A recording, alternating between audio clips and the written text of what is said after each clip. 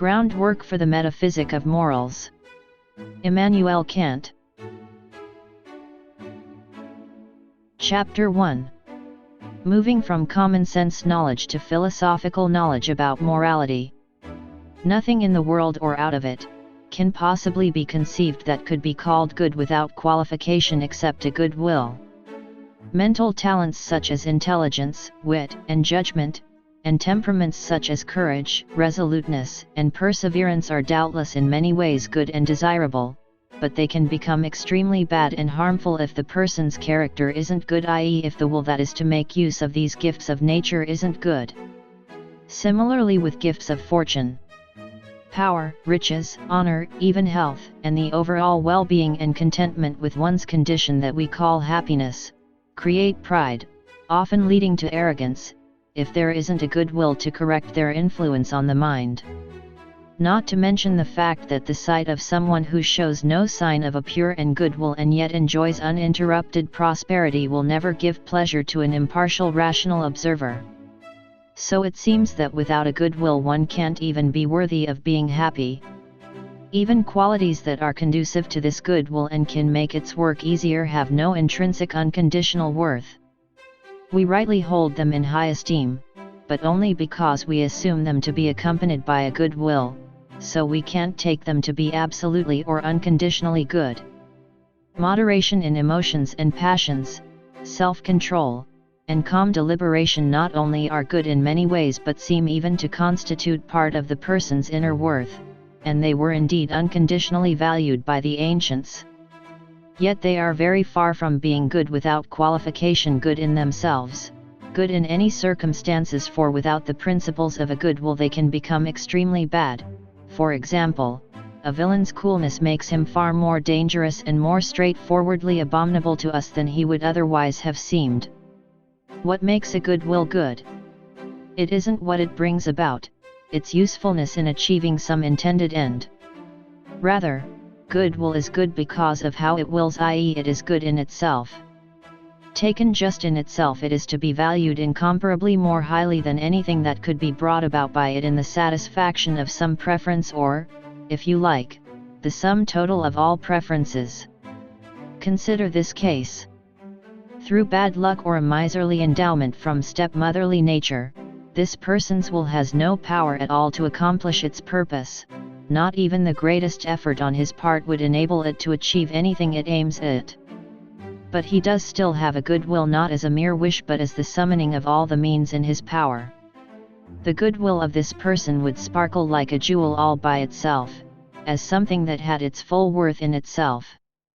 Its value wouldn't go up or down depending on how useful or fruitless it was.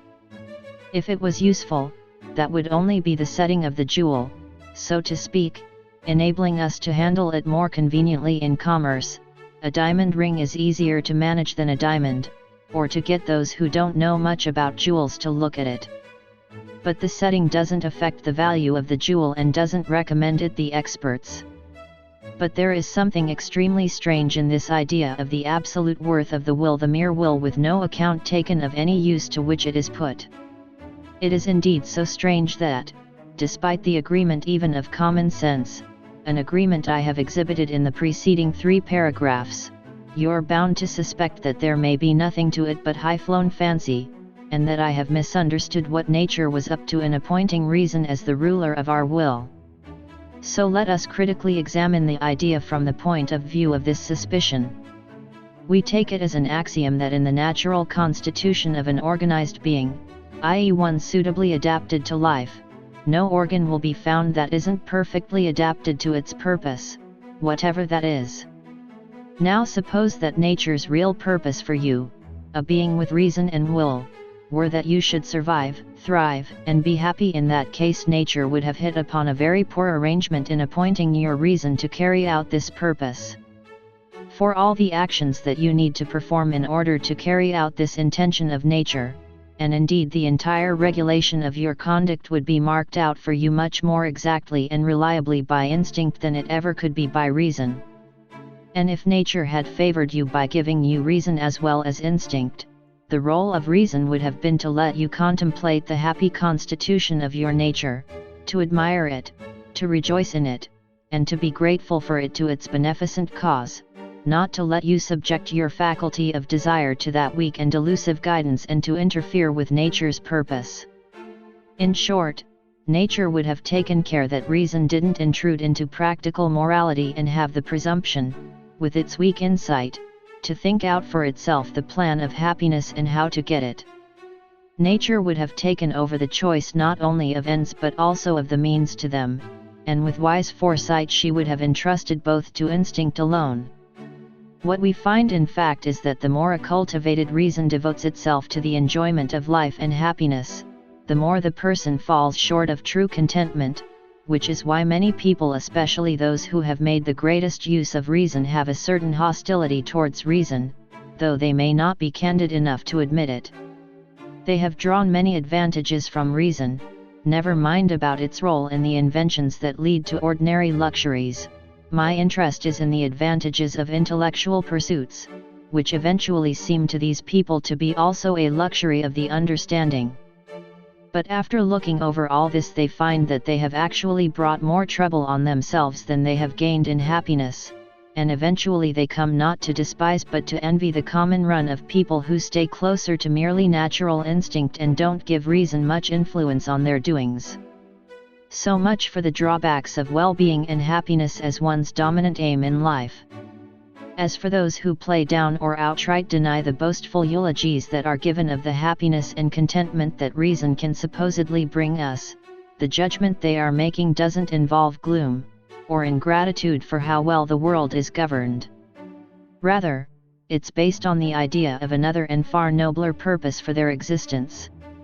It is for achieving this purpose, not happiness, that reason is properly intended, and this purpose is the supreme condition, so that the private purposes of men must for the most part take second place to it. Its being the supreme or highest condition means that it isn't itself conditional on anything else, it is to be aimed at no matter what else is the case, which is why our private plans must stand out of its way. So reason isn't competent to act as a guide that will lead the will reliably to its objectives and will satisfy all our needs. Indeed, it adds to our needs. An implanted instinct would do this job much more reliably. Nevertheless, reason is given to us as a practical faculty, that is, one that is meant to have an influence on the will. Its proper function must be to produce a will that is good in itself and not good as a means. Why? Because nature has everywhere distributed capacities suitable to the functions they are to perform. The means to good are, as I have pointed out, better provided for by instinct, and reason, and it alone can produce a will that is good in itself. This good will needn't be the sole and complete good, but it must be the condition of all others, even of the desire for happiness. So we have to consider two purposes: 1. The unconditional purpose of producing a good will, and 2. The conditional purpose of being happy. Of these, 1. Requires the cultivation of reason, which, at least in this life, in many ways limits and can indeed almost eliminate, 2. The goal of happiness. This state of affairs is entirely compatible with the wisdom of nature. It doesn't have nature pursuing its goal clumsily, because reason, recognizing that its highest practical calling is to establish a good will, can by achieving that goal get a contentment of its own kind, the kind that comes from attaining a goal set by reason, even though this gets in the way of things that the person merely prefers. So we have to develop the concept of a will that is to be esteemed as good in itself without regard to anything else, the concept that always takes first place in judging the total worth of our actions, with everything else depending on it, a concept that is already lodged in any natural and sound understanding, and doesn't need to be taught so much as to be brought to light. In order to develop and unfold it, I'll dig into the concept of duty, which contains it. The concept of a good will is present in the concept of duty, not shining out in all its objective and unconditional glory, but rather in a manner that brings it under certain subjective restrictions and hindrances, but these are far from concealing it or disguising it, for they rather bring it out by contrast and make it shine forth all the more brightly. I shall now look at that contrast. My topic is the difference between doing something from duty and doing it for other reasons. In tackling this, I shall set aside without discussion two kinds of case, one for which my question doesn't arise, and a second for which the question arises but is too easy to answer for the case to be interesting or instructive. Following those two, I shall introduce two further kinds of case. 1. I shan't discuss actions which, even if they are useful in some way or other, are clearly opposed to duty, because with them the question of doing them from duty doesn't even arise. 2. I shall also ignore cases where someone does A, which really is in accord with duty, but where what he directly wants isn't to perform A but to perform B, which somehow leads to or involves A.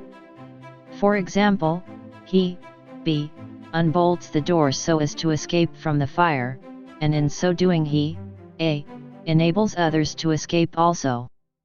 There is no need to spend time on such cases, because in them it is easy to tell whether an action that is in accord with duty is done from duty or rather for some selfish purpose. 3. It is far harder to detect that difference when the action the person performs, one that is in accord with duty, is what he directly wanted to do, rather than being something he did only because it was involved in something else that he directly wanted to do. Take the example of a shopkeeper who charges the same prices for selling his goods to inexperienced customers as for selling them to anyone else. This is in accord with duty. But there is also a prudential and not duty-based motive that the shopkeeper might have for this course of conduct. When there is a buyer's market, he may sell as cheaply to children as to others so as not to lose customers. Thus the customer is honestly served, but we can't infer from this that the shopkeeper has behaved in this way from duty and principles of honesty. His own advantage requires this behavior, and we can't assume that in addition he directly wants something for his customers and out of love for them he charges them all the same price. His conduct of his policy on pricing comes neither from duty nor from directly wanting it, but from a selfish purpose. 4. It is a duty to preserve one's life, and moreover everyone directly wants to do so. But because of the power of that want, the often anxious care that most men have for their survival has no intrinsic worth, and the maxim "preserve yourself" has no moral content. Men preserve their lives according to duty, but not from duty. But now consider this case. Adversities and hopeless sorrow have completely taken away this unfortunate man's relish for life. But his fate has not made him passively despondent or dejected. He is strong in soul, and is exasperated at how things have gone for him, and would like actively to do something about it. Specifically, he wishes for death. But he preserves his life without loving it, not led by any want or fear, but acting from duty. For this person the maxim "preserve yourself" has moral content. We have a duty to be charitably helpful where we can, and many people are so sympathetically constituted that without any motive of vanity or selfishness they find an inner satisfaction in spreading joy and take delight in the contentment of others if they have made it possible. But I maintain that such behavior, done in that spirit, has no true moral worth, however amiable it may be and however much it accords with duty. It should be classed with actions done from other wants, such as the desire for honor. With luck, someone's desire for honor may lead to conduct that in fact accords with duty and does good to many people. In that case it deserves praise and encouragement, but it doesn't deserve high esteem, because the maxim on which the person is acting doesn't have the moral content of an action done not because the person likes acting in that way but from duty. Now consider a special case. This person has been a friend to mankind, but his mind has become clouded by a sorrow of his own that has extinguished all feeling for how others are faring. He still has the power to benefit others in distress, but their need leaves him untouched because he is too preoccupied with his own. But now he tears himself out of his dead insensibility and acts charitably purely from duty, without feeling any want or liking so to behave. Now, for the first time, his conduct has genuine moral worth. Having been deprived by nature of a warm-hearted temperament, this man could find in himself a source from which to give himself a far higher worth than he could have got through such a temperament. It is just here that the worth of character is brought out, which is morally the incomparably highest of all. He is beneficent not from preference but from duty. To secure one's own happiness is a duty, because discontent with one's condition bundled along by many cares and unmet needs could easily become a great temptation to transgress against duties.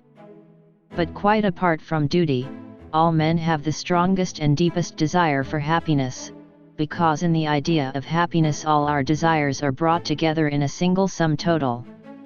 But the injunction "be happy" often takes a form in which it thwarts some desires, so that a person can't get a clear and secure concept of the sum total of satisfactions that goes under the name happiness.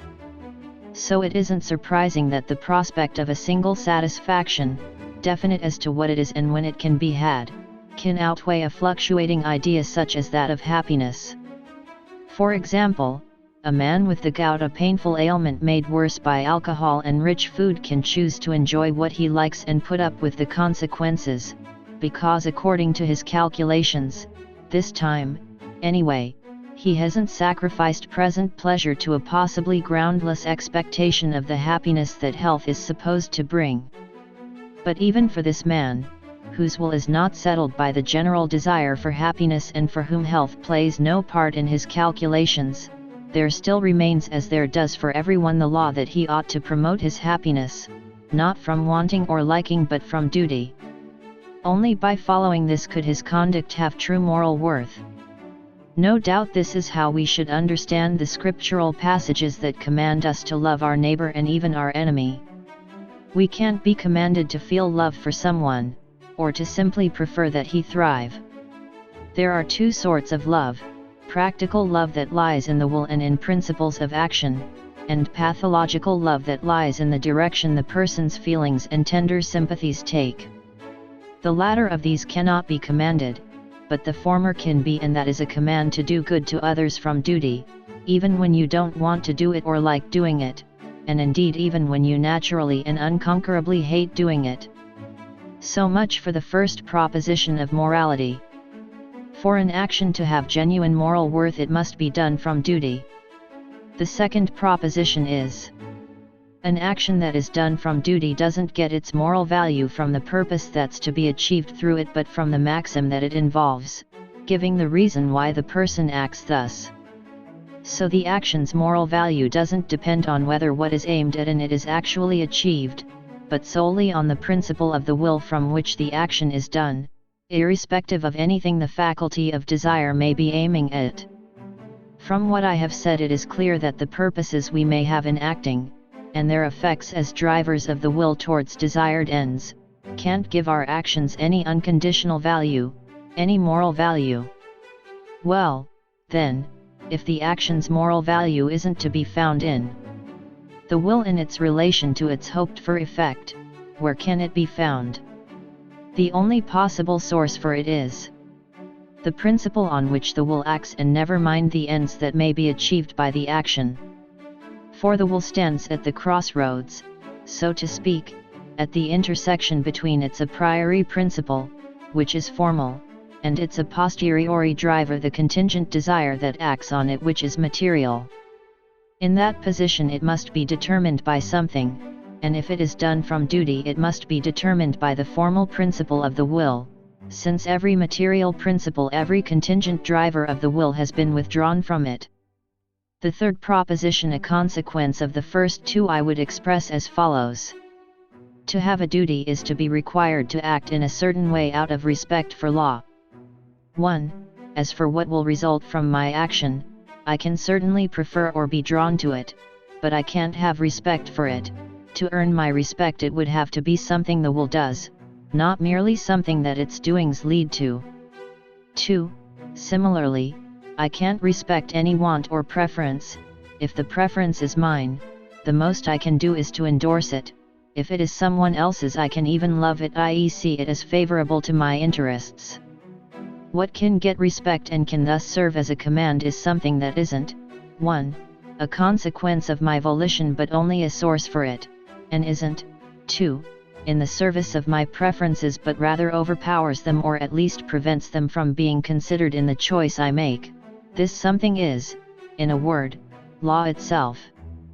Suppose now that someone acts from duty, the influence of his preferences can't have anything to do with this, and so facts about what he might achieve by his action don't come into it either, so what is there left that can lead him to act as he does? If the question means what is there objectively, i.e. distinct from himself, that determines his will in this case, the only possible answer is law. And if the question concerns what there is in the person that influences his will, i.e. what subjectively influences it, the answer has to be his respect for this practical law, and thus his acceptance of the maxim I am to follow this law even if it thwarts all my desires. A maxim is a subjective principle of volition. The objective principle is the practical law itself. It would also be the subjective principle for all rational beings if reason fully controlled the formation of preferences. So an action's moral value doesn't lie in the effect that is expected from it, or in any principle of action that motivates it because of this expected effect. All the expected effects, something agreeable for me, or even happiness for others, could be brought about through other causes and don't need the will of a rational being, whereas the highest good, what is unconditionally good, can be found only in such a will. So this wonderful good, which we call moral goodness, can't consist in anything but the thought of law in itself that only a rational being can have, with the will being moved to act by this thought and not by the hoped for effect of the action. When the person acts according to this conception, this moral goodness is already present in him. We don't have to look for it in the upshot of his action. So we have a law, the thought of which can settle the will without reference to any expected result, and must do so if the will is to be called absolutely good without qualification. What kind of law can this be? Since I have robbed the will of any impulses that could come to it from obeying any law, nothing remains to serve as a guiding principle of the will except conducts universally conforming to law as such. That is, I ought never to act in such a way that I couldn't also will that the maxim on which I act should be a universal law. In this context, the guiding principle of the will is conformity to law as such, not bringing in any particular law governing some class of actions, and it must serve as the will's principle if duty is not to be a vain delusion and chimerical concept. Common sense in its practical judgments is in perfect agreement with this, and constantly has this principle in view. Consider the question: may I, when in difficulties, make a promise that I intend not to keep? The question obviously has two meanings. Is it prudent to make a false promise? Does it conform to duty to make a false promise? No doubt it often is prudent, but not as often as you might think. Obviously the false promise isn't made prudent by its merely extricating me from my present difficulties. I have to think about whether it will in the long run cause more trouble than it saves in the present. Even with all my supposed cunning, the consequences can't be so easily foreseen. People's loss of trust in me might be far more disadvantageous than the trouble I am now trying to avoid, and it is hard to tell whether it mightn't be more prudent to act according to a universal maxim not ever to make a promise that I don't intend to keep. But I quickly come to see that such a maxim is based only on fear of consequences. Being truthful from duty is an entirely different thing from being truthful out of fear of bad consequences, for in the former case a law is included in the concept of the action itself, whereas in the latter I must first look outward to see what results my action may have. To deviate from the principle of duty is certainly bad, whereas to be unfaithful to my maxim of prudence may be very advantageous to me, though it is certainly safer to abide by it. How can I know whether a deceitful promise is consistent with duty? The shortest way to go about finding out is also the surest. It is to ask myself: would I be content for my maxim, of getting out of a difficulty through a false promise, to hold as a universal law, for myself as well as for others? That is tantamount to asking. Could I say to myself that anyone may make a false promise when he is in a difficulty that he can't get out of in any other way? Immediately I realize that I could will the lie, but not a universal law to lie, for such a law would result in there being no promises at all, because it would be futile to offer stories about my future conduct to people who wouldn't believe me, or if they carelessly did believe me and were taken in by my promise, would pay me back in my own coin. Thus my maxim would necessarily destroy itself as soon as it was made a universal law. So I don't need to be a very penetrating thinker to bring it about that my will is morally good. Inexperienced in how the world goes, unable to prepare for all its contingencies, I need only to ask myself, can you will that your maxim become a universal law? If not, it must be rejected, not because of any harm it might bring to anyone, but because there couldn't be a system of universal legislation that included it as one of its principles, and that is the kind of legislation that reason forces me to respect. I don't yet see what it is based on, a question that a philosopher may investigate, but I at least understand these two. It is something whose value far outweighs all the value of everything aimed at by desire. My duty consists in my having to act from pure respect for the practical law. Every other motive must yield to duty, because it is the condition of a will that is good in itself, and the value of that surpasses everything. And so in the common sense understanding of morality we have worked our way through to its principle. Admittedly, common sense doesn't have the abstract thought of this principle as something universal, but it always has the principle in view and uses it as the standard for its judgments. It would be easy to show how common sense, with this compass in its hand, knows very well how to distinguish good from bad, consistent with duty from inconsistent with duty. To do this it doesn't have to be taught anything new, it merely needs, Socrates fashion, to have its attention drawn to the principle that it already has, and thus we can see that neither science nor philosophy is needed in order to know what one must do to be honest and good, and even to be wise and virtuous. That's something we might well have assumed in advance, that the knowledge of what every person is obliged to do, and thus also what everyone is obliged to know, is everyone's business, even the most common person's. We can't help admiring the way common sense's ability to make practical judgment outstrips its ability to make theoretical ones. In theoretical judgments, if common sense ventures to go beyond the laws of experience and perceptions of the senses, it falls into sheer inconceivabilities and self-contradictions, or at least into a chaos of uncertainty, obscurity, and instability. On the other hand, it is just when common sense excludes everything empirical, that is, all action drivers that bring in the senses, that its ability to make practical judgments first shows itself to advantage. It may then start splitting hairs, quibbling with its own conscience or with other claims concerning what should be called right, or wanting to satisfy itself about the exact worth of certain actions, and the great thing about these activities of common sense is that in them it has as good a chance of getting it right as any philosopher has, perhaps even a better chance, because the philosopher doesn't have any principle that common sense lacks, and his judgment is easily confused by a mass of irrelevant considerations so that it easily goes astray. Here are two ways in which we could interrelate common sense morality and philosophy. 1. We could go along with common sense moral judgments, and bring in philosophy if at all only so as to make the system of morals more complete and comprehensible and its rules more convenient for use, especially in disputation. 2. We could steer common sense away from its fortunate simplicity in practical matters, and lead it through philosophy into a new path of inquiry and instruction. From what I have said, isn't it clear that 1. is the wiser option to take? Innocence is indeed a glorious thing, but it is very sad that it doesn't take care of itself, and is easily led astray.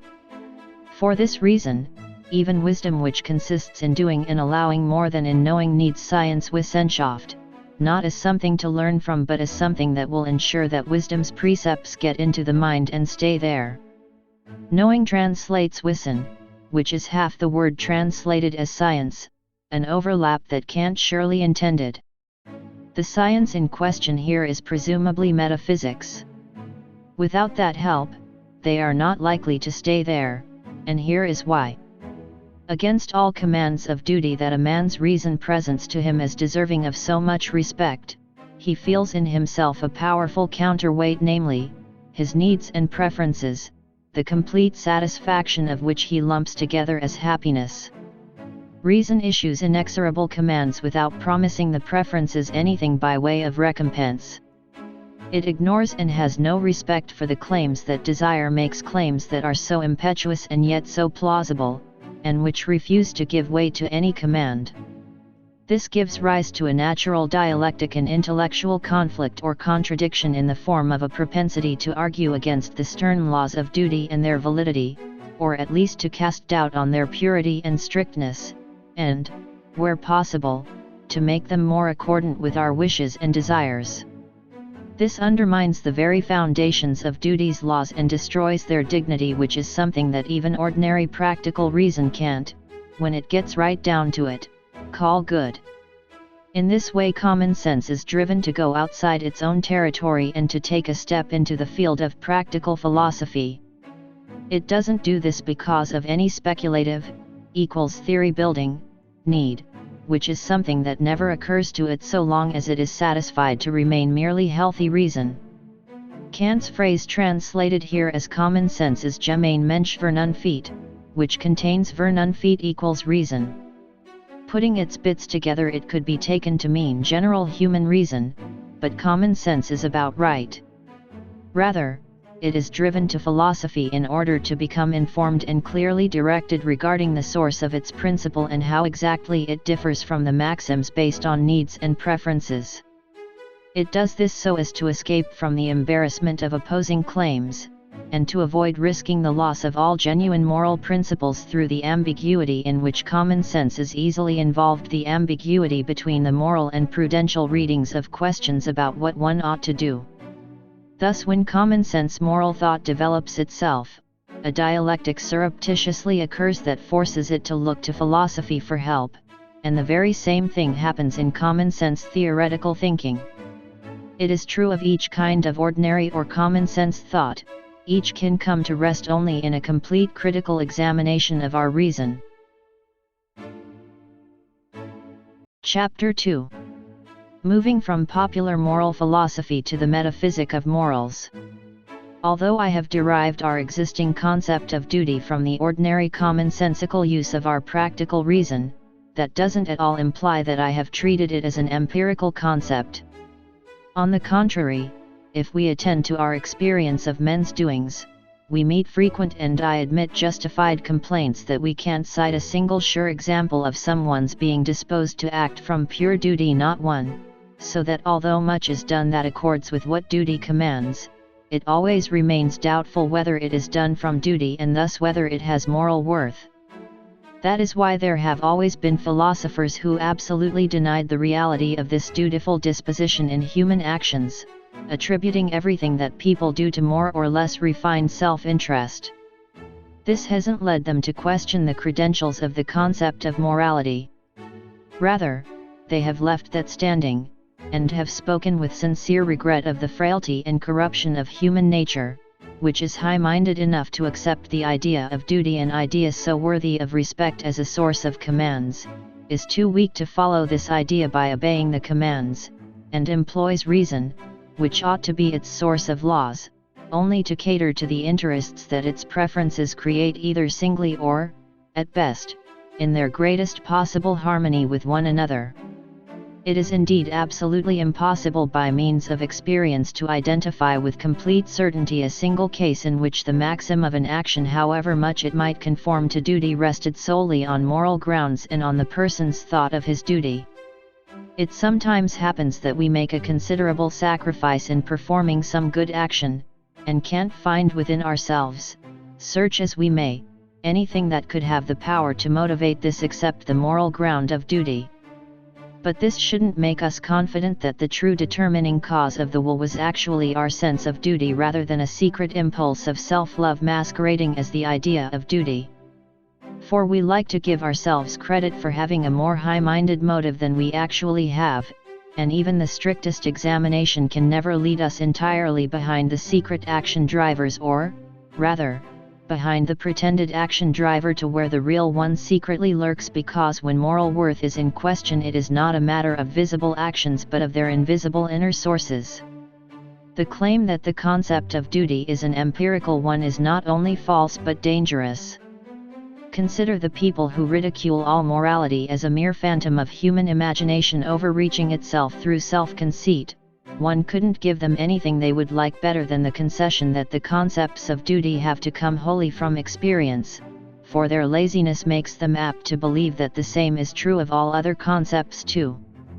This concession would give them a sure triumph. I am willing to admit out of sheer generosity, that most of our actions are in accord with duty, but if we look more closely at our thoughts and aspirations we keep encountering the beloved self as what our plans rely on, rather than the stern command of duty with its frequent calls for self-denial.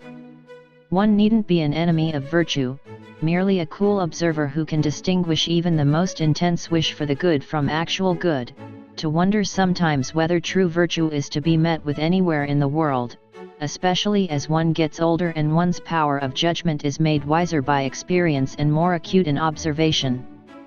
Kant was 60 years old when he wrote this work. What, then, can stop us from completely abandoning our ideas of duty, and preserve in us a well-founded respect for its law? Only the conviction that, even if there never were any actions springing from such pure sources, that's not the topic. Our concern is not with whether this or that was done, but with reasons commanding on its own initiative and independently of all appearances what ought to be done. So our concern is with a kind of actions of which perhaps the world has never had an example. If you go purely by experience you might well wonder whether there could be such actions, and yet they are sternly commanded by reason. Take the example of pure sincerity in friendship. This can be demanded of every man as a duty. The demand comes independently of all experience from the idea of reason that acts on the will on a priori grounds, so it isn't weakened in the slightest by the fact if it is a fact that there has never actually been a sincere friend. When this is added, if we don't want to deny all truth to the concept of morality and to give up applying it to any possible object, we have to admit that morality's law applies so widely that it holds not merely for men but for all rational beings as such, not merely under certain contingent conditions and with exceptions but with absolute necessity and therefore unconditionally and without exceptions. When this becomes clear to us, we see that no experience can point us towards even the possibility of such apodictic laws. For what could entitle us to accord unlimited respect to something that perhaps is valid only under contingent human conditions? And how could laws for our will be held to be laws for the will of any rational being, and valid for us only because we are such beings, if they were merely empirical and didn't arise a priori from pure though practical reason? One couldn't do worse by morality than drawing it from examples. We can't get our concept of morality initially from examples, for we can't judge whether something is fit to be an example or model of morality unless it has already been judged according principles of morality. This applies even to the model that is most frequently appealed to. Even Jesus Christ must be compared with our ideal of moral perfection before he is recognized as being perfect. Indeed, he says of himself, "Why callest thou me good? There is none good but one, God." But don't think that with God the Father we have at last found the example or model from which we can derive our concept of morality. Where do we get the concept of God as the highest good from? Solely from the idea of moral perfection that reason lays out for us a priori and which it ties, unbreakably, to the concept of a free will. Some have said that the moral life consists in imitating Christ, but imitation has no place in moral matters, and the only use of examples there is for encouragement, i.e. showing beyond question that what the law commands can be done, and for making visible in particular cases what the practical rule expresses more generally. But they can never entitle us to steer purely by examples, setting aside their true model which lies in reason. Well, then, there are moral concepts that are established a priori, along with the principles of morality. Would it be a good idea to set these out in abstract form?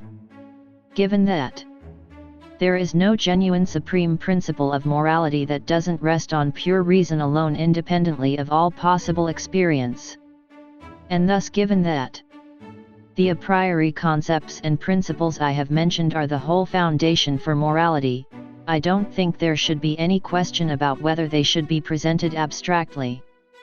At any rate, there should be no question about that if we want our knowledge of them to be distinguished from ordinary knowledge and to merit the label philosophical. But these days the question may arise after all. For if we conducted a poll on the question, which would you prefer, pure rational knowledge of morality, separated from all experience and bringing with it a metaphysic of morals, or popular practical philosophy? It is easy to guess on which side the majority would stand. Catering to the notions of the man in the street is all very well after we have made a fully satisfactory job of ascending to the principles of pure reason, first providing a metaphysical basis for the doctrine of morals and then getting it listened to by popularizing it. But it's utterly absurd to aim at popularity at the investigation of them as a separate inquiry, as pure practical philosophy or as a metaphysic of morals, dealing with it on its own so as to bring it to completion and make the popularity demanding public wait until we have finished the outset, where everything depends on the correctness of the fundamental principles. There is a real virtue, a rare one, in genuine popularization of philosophy, but the procedure I have been describing, in which popularity is sought at the outset, involves no such virtue. It is not hard to be generally comprehensible if one does it by dropping all basic insight and replacing it with a disgusting jumble of patched-up observations and half-reasoned principles. Shallow-minded people lap this up, for it is very useful in coffee-house chatter, while people with better sense feel confused and dissatisfied, and helplessly turn away. Philosophers who see right through this hocus-pocus call people away from sham popularity and towards the genuine popularity that can be achieved on the basis of hard-won insights, but they don't get much of a hearing. When we look at essays on morality written in this beloved style, what do we find? Sometimes human nature in particular is mentioned, now perfection shows up, and now happiness, moral feeling here, fear of God there, a little of this and a little of that, all in a marvelous mixture. It never occurs to the authors to ask, can the principles of morality be found in knowledge of human nature, knowledge that we can get only from experience? If they can't, if the principles are a priori, free from everything empirical, and to be found in pure rational concepts with not a trace of them anywhere else, shouldn't we tackle the answer to that last question is yes, we should. Because a completely self-contained metaphysic of morals, with no admixture of anthropology or theology or physics or occult qualities, is not only an essential basis for all theoretically sound and definite knowledge of duties, but also a tremendously important help towards actually carrying out its precepts. For the pure thought of duty and of the moral law generally, unmixed with empirical inducements, has a stronger influence on the human heart purely through reason, this being what first shows reason that it can be practical than all other action drivers that may be derived from the empirical field, so much stronger that reason, aware of its dignity, despises the empirical inputs and comes to dominate them. In contrast with this, a mixed theory of morals assembled from action drivers involving feelings and preferences and from rational concepts is bound to make the mind vacillate between motives that can't be brought together under any principle and that can lead to the good only by great good luck and will frequently lead to the bad. What I have said makes 5 things clear: that all moral concepts have their origin entirely a priori in reason, and this holds as much for the most ordinary common-sense moral concepts as for the ones used in high-level theorizing, that moral concepts can't be formed by abstraction from any empirical knowledge or, therefore, from anything contingent, that this purity or non-empiricalness of origin is what gives them the dignity of serving as supreme practical principles, that any addition of something empirical takes away just that much of their influence and of the unqualified worth of actions performed in accordance with them, and that not only is it necessary in developing a moral theory but also important in our practical lives that we derive the concepts and laws of morals from pure reason and present them pure and unmixed, determining the scope of this entire practical but pure rational knowledge, the entire faculty of pure practical reason. What follows is meant to flow on from that fifth point. Kant wrote this paragraph as one sentence. This determination of scope is to be done not on the basis of principles of human reason that non-moral philosophy might allow or require, but rather, because moral laws are to hold for every rational being just because it is rational, by being derived from the universal concept of rational being. To apply morals to men one needs anthropology, but first morals must be completely developed as pure philosophy, i.e. metaphysics, independently of anthropology. This is easy to do, given how separate the two are from one another. For we know, and here I repeat the fifth of the points with which I opened this paragraph, that if we don't have such a metaphysic, it is not merely pointless to try to settle accurately, as a matter of theory, what moral content there is in this or that action that is in accord with duty, but impossible to base morals on legitimate principles even for ordinary practical use, especially in moral instruction, and that's what is needed for pure moral dispositions to be produced and worked into men's characters for the purpose of the highest good in the world. In this study I have already moved from common moral judgment to philosophical moral judgment, and am now advancing by natural stages within the realm of philosophical moral judgment, specifically from popular philosophy to metaphysics. Popular philosophy goes only as far as it can grope its way by means of examples. Metaphysics is not held back by anything empirical, and, because it has to stake out the whole essence of rational knowledge of this kind, it will if necessary stretch out as far as ideas of reason, of which there can't be any examples.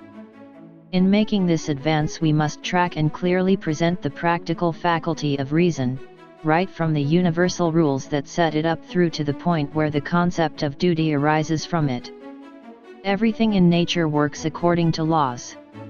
Only a rational being has a will, which is the ability to act according to the thought of laws, i.e. to act on principle.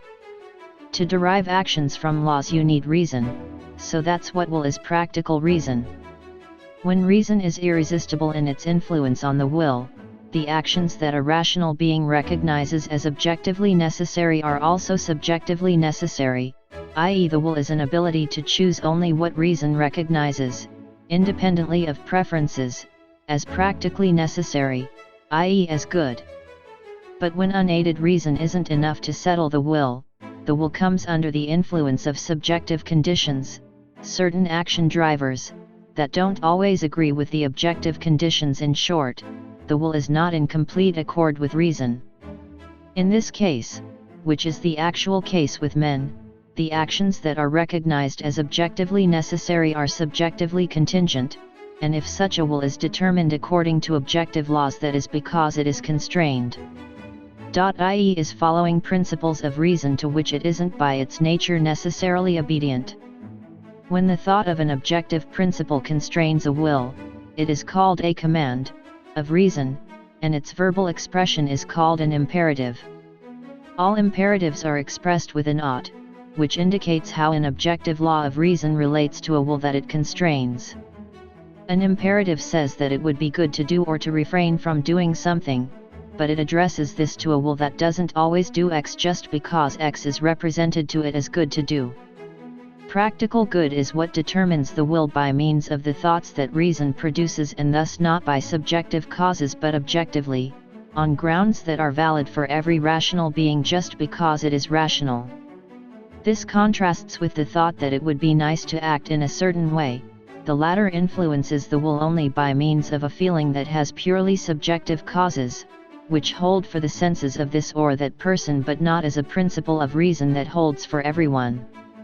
Objective laws of the good would apply to a perfectly good will just as much as to any other, but we shouldn't think of them as constraining such a will, because it is so constituted that it can't be determined to act by anything except the thought of the good.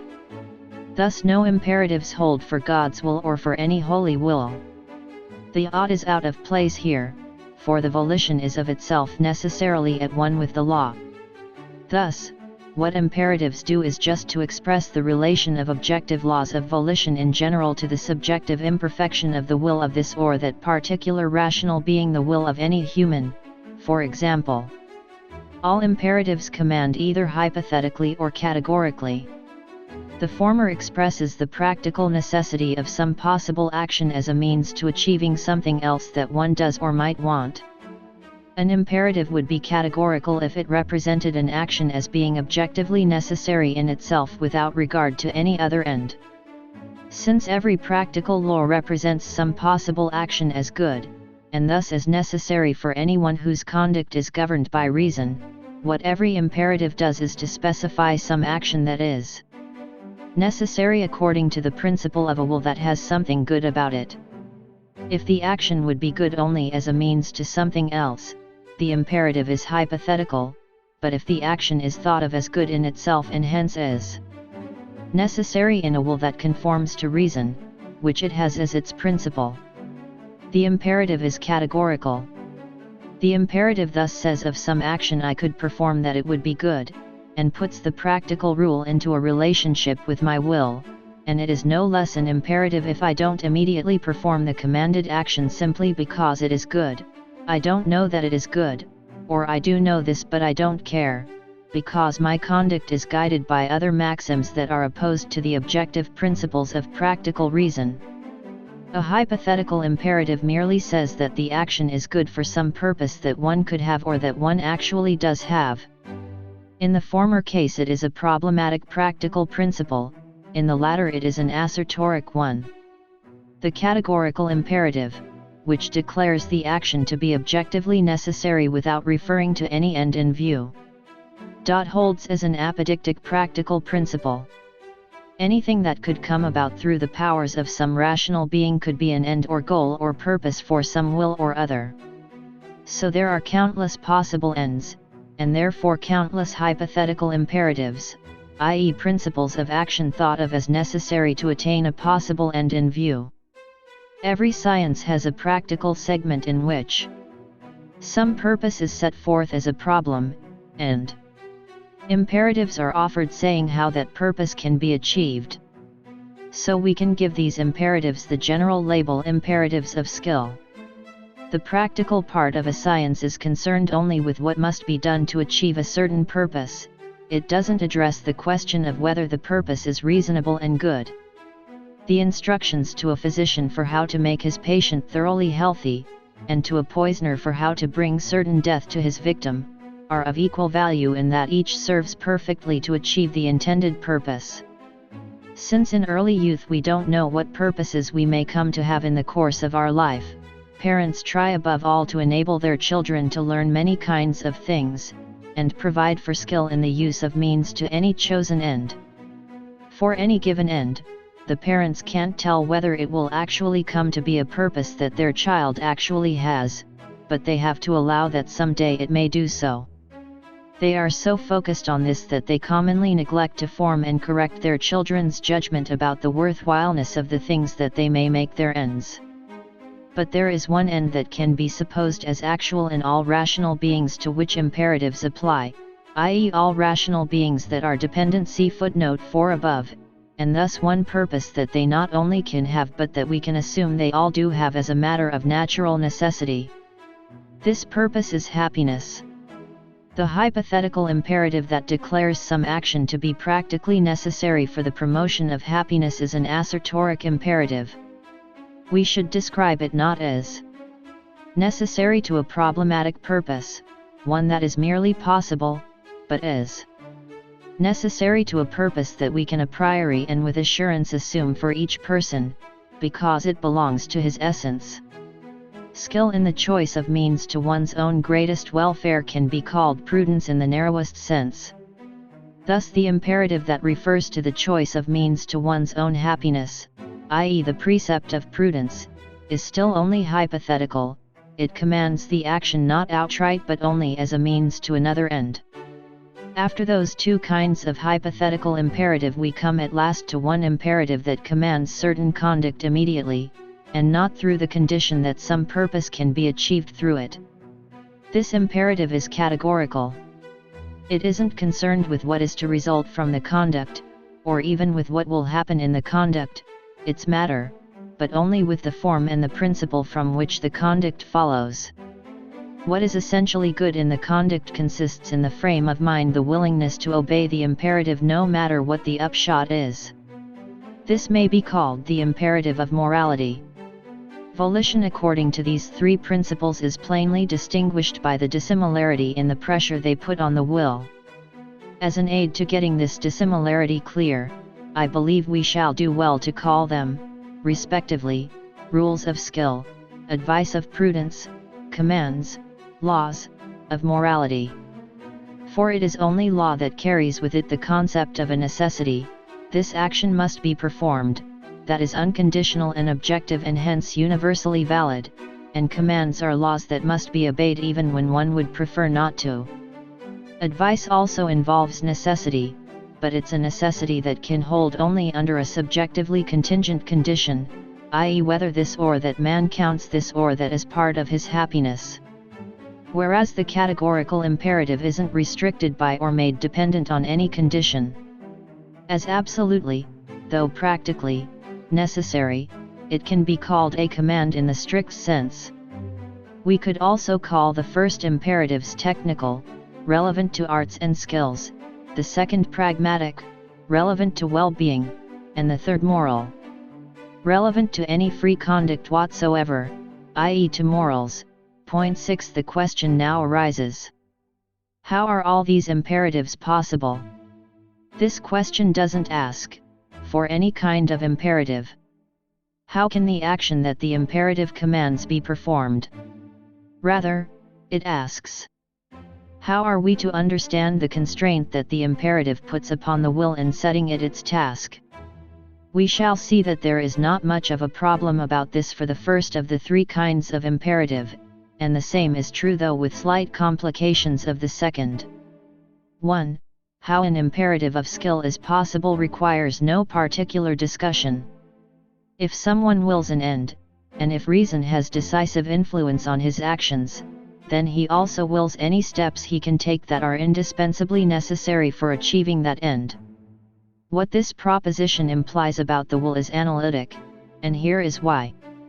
When I will X is to be brought about by me, I already have as a part of that act of will the thought of the means to X, i.e. the thought of my causality in the production of X. And the imperative extracts from the concept of willing X the concept of actions necessary for the achievement of X. Of course, truths about what means are necessary for achieving X are synthetic propositions, but those are only about how to achieve X and not about the act of the will. Here's an example of this interplay between analytic and synthetic propositions. Mathematics teaches that to bisect a line according to an infallible principle, I must make two intersecting arcs from each of its extremities. And this is certainly a synthetic proposition. But if I know that that's the only sure way to bisect the line, the proposition, if I fully will the effect, I must also will the action necessary to produce it, is analytic. For conceiving of something as an effect that I can somehow bring about is just the same as conceiving of myself as acting in this way. 2. If only it were as easy to give a definite concept of happiness, the imperatives of prudence would perfectly correspond to those of skill and would likewise be analytic.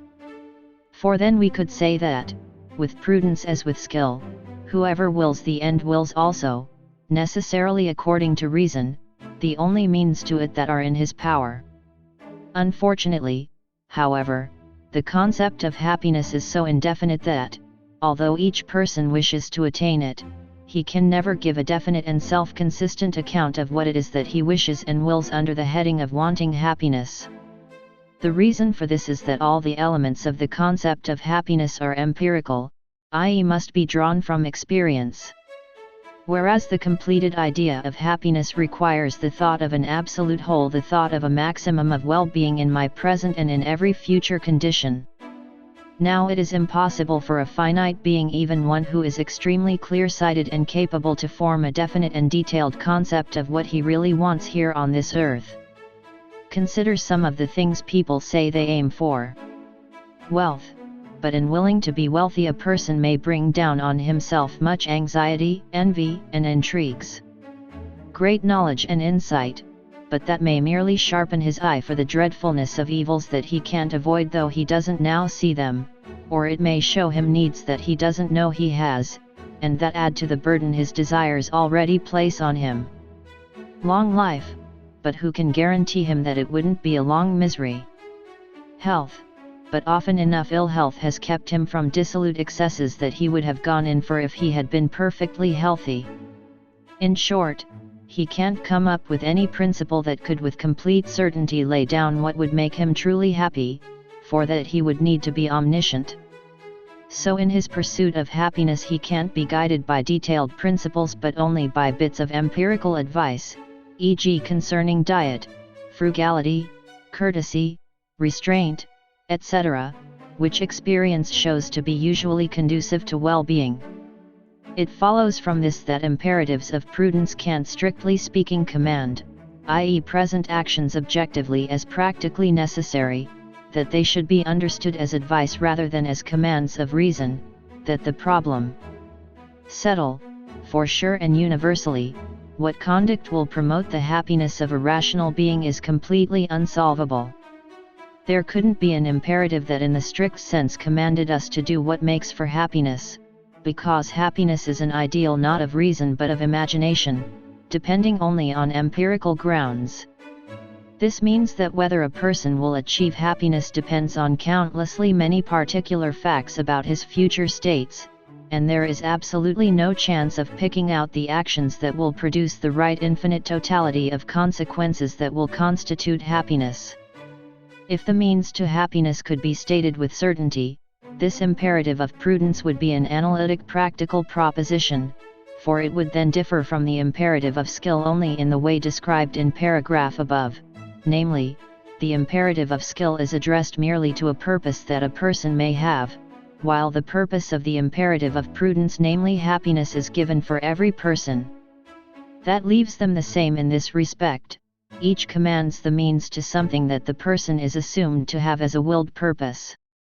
So each commands the willing of the means to someone who wills the end, and so each is analytic. So there is no difficulty about how such an imperative is possible. On the other hand, the question of how the imperative of morality is possible does call for an answer, for this imperative is not hypothetical, and so what it presents as objectively necessary can't be based on any presupposed purpose as in the case of hypothetical imperatives. But don't lose sight of the fact that it can't be shown empirically, can't be shown by producing an example that there are any imperatives of morality. Perhaps every imperative that seems to be categorical is tacitly hypothetical. For example, someone says you oughtn't to promise anything deceitfully, and we take this to be categorical. We assume that an action of this kind must be regarded as in itself bad, and thus that the imperative prohibiting it is categorical. The alternative is to think that the necessity involved in this prohibition is mere advice about how to avoid something else that is bad, along the lines of you oughtn't to promise falsely, in case people find out about it and your credit rating is wrecked. But we can't point with certainty to any example in which the will is directed by the law alone without any other action drivers, i.e. in which the will obeys a categorical imperative. In a given case this may appear to be so, but it's always possible that a fear of disgrace and perhaps also a dim sense of other dangers may have had a secret influence on the will. We can't rule this out on empirical grounds. who can prove by experience that something doesn't have a cause of a certain sort when experience can only show us that we don't perceive such a cause. In such a case, i.e. when other incentives are secretly affecting the will, the so-called moral imperative, which appears to be categorical and unconditional, is in fact only a pragmatic injunction that calls on us to attend to our own advantage. With each of the other two kinds of imperative, experience shows us that imperatives of the kind in question do exist, and the inquiry into their possibility is the search only for an explanation of them, not for evidence that they exist. It is not so with categorical imperatives. Our investigation of their possibility will have to proceed purely a priori, starting with no empirical presuppositions, and in particular without the advantage of the premise that such imperatives actually exist. That they do exist is one of the things we may hope to establish through our inquiry into their possibility. In the meantime, though this is an aside, this much at least may be seen: the categorical imperative is the only one that can be taken as a practical law, while all other imperatives may be called principles of the will, here equals movers of the will but not laws. This is because what is merely necessary for attaining some chosen end can be regarded as itself contingent, as can be seen from the fact that when we give up the end in question we get rid of the instruction stated in the imperative. In contrast with this, an unconditional command leaves the will no freedom to choose the opposite, so that it. I have spoken of one thing we are up against when trying to show the possibility of categorical imperatives, namely that we must do this a priori, without being able to appeal to any empirical evidence that such imperatives do actually exist. Now for a second point about getting insight into the possibility of a categorical imperative or law of morality, namely, there's a very solid reason why it will be hard to do this, because this imperative is an a priori synthetic practical proposition. We know already that it is hard to see that theoretical propositions of this sort, i.e. ones that are synthetic and known a priori, are possible, so we must be prepared for at least as much difficulty when it comes to practical ones. In approaching this task, let us first ask: doesn't the mere concept of a categorical imperative provide us with the form of words expressing the proposition the only kind of proposition that can be a categorical imperative? Don't think that answering yes to this ends our task. For even when we know how the imperative sounds, i.e. how it is worded, the question of how such an absolute command is possible will require difficult and special labors to answer. I shall get into these in the final chapter. When I have the general thought of a hypothetical imperative, I can't tell just from this thought what such an imperative will contain. To know that, I have to know what the condition is. But when I have the thought categorical imperative, I know right away what it will contain. For all the imperative contains is the law, and the necessity that the maxim conform to the law. And the law doesn't contain any condition limiting it, comparable with the condition that is always part of a hypothetical imperative. So there is nothing left for the maxim to conform to except the universality of a law as such, and what the imperative represents as necessary is just precisely that conformity of maxim to law. Point 8. So there is only one categorical imperative, and this is it: act only on that maxim through which you can at the same time will that it should become a universal law. Now if all imperatives of duty can be derived from this one imperative as a principle, we'll at least be able to show what we understand by the concept of duty, what the concept means, even if we haven't yet settled whether so-called duty is an empty concept or not. The universality of law according to which effects occur constitutes what is properly called nature in the most general sense. I.e. the existence of things considered as determined by universal laws. So the universal imperative of duty can be expressed as follows: act as though the maxim of your action were to become, through your will, a universal law of nature. I want now to list some duties, adopting the usual division of them into duties to ourselves and duties to others, and into perfect duties and imperfect duties. 1. A man who has been brought by a series of troubles to the point of despair and of weariness with life still has his reason sufficiently to ask himself, Wouldn't it be contrary to my duty to myself to take my own life? Now he asks, could the maxim of my action in killing myself become a universal law of nature? Well, here is his maxim: for love of myself, I make it my principle to cut my life short when prolonging it threatens to bring more troubles than satisfactions. So the question is whether this principle of self-love could become a universal law of nature. If it did, that would be a nature that had a law according to which a single feeling created a life-affirming push and also led to the destruction of life itself, and we can see at a glance that such a nature would contradict itself, and so couldn't be a nature. So the maxim we are discussing couldn't be a law of nature, and therefore would be utterly in conflict with the supreme principle of duty. 2. Another man sees himself being driven by need to borrow money. He realizes that no one will lend to him unless he firmly promises to repay it at a certain time, and he is well aware that he wouldn't be able to keep such a promise. He is disposed to make such a promise, but he has enough conscience to ask himself, isn't it improper and opposed to duty to relieve one's needs in that way? If he does decide to make the promise, the maxim of his action will run like this: when I think I need money, I will borrow money and promise to repay it, although I know that the repayment won't ever happen. Here he is for the rest of this paragraph reflecting on this. It may be that this principle of self-love or of personal advantage would fit nicely into my whole future welfare, so that there is no prudential case against it. But the question remains, would it be right? To answer this, I change the demand of self-love into a universal law, and then put the question like this: if my maxim became a universal law, then how would things stand? I can see straight off that it could never hold as a universal law of nature, and must contradict itself. For if you take a law saying that anyone who thinks he is in need can make any promises he likes without intending to keep them, and make it universal so that everyone in need does behave in this way, that would make the promise and the intended purpose of it impossible. No one would believe what was promised to him but would only laugh at any such performance as a vain pretense. 3. A third finds in himself a talent that could be developed so as to make him in many respects a useful person. But he finds himself in comfortable circumstances, and would rather indulge in pleasure than take the trouble to broaden and improve his fortunate natural gifts. But now he asks whether his maxim of neglecting his gifts, agreeing as it does with his liking for idle amusement, also agrees with what is called duty.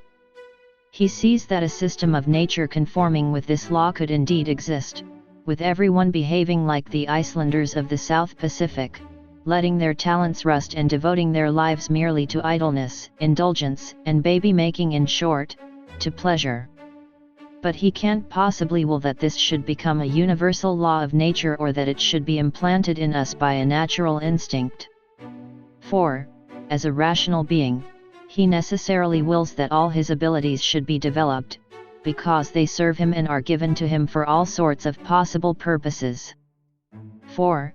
A fourth man, for whom things are going well, sees that others, whom he could help, have to struggle with great hardships, and he thinks to himself, what concern of mine is it? Let each one be as happy as heaven wills, or as he can make himself. I won't take anything from him or even envy him, but I have no desire to contribute to his welfare or help him in time of need. If such a way of thinking were a universal law of nature, the human race could certainly survive, and no doubt that state of humanity would be better than one where everyone chatters about sympathy and benevolence and exerts himself occasionally to practice them, while also taking every chance he can to cheat, and to betray or otherwise violate people's rights. But although it is possible that that maxim should be a universal law of nature, it is impossible to will that it do so. For a will that brought that about would conflict with itself, since instances can often arise in which the person in question would need the love and sympathy of others, and he would have no hope of getting the help he desires, being robbed of it by this law of nature springing from his own will.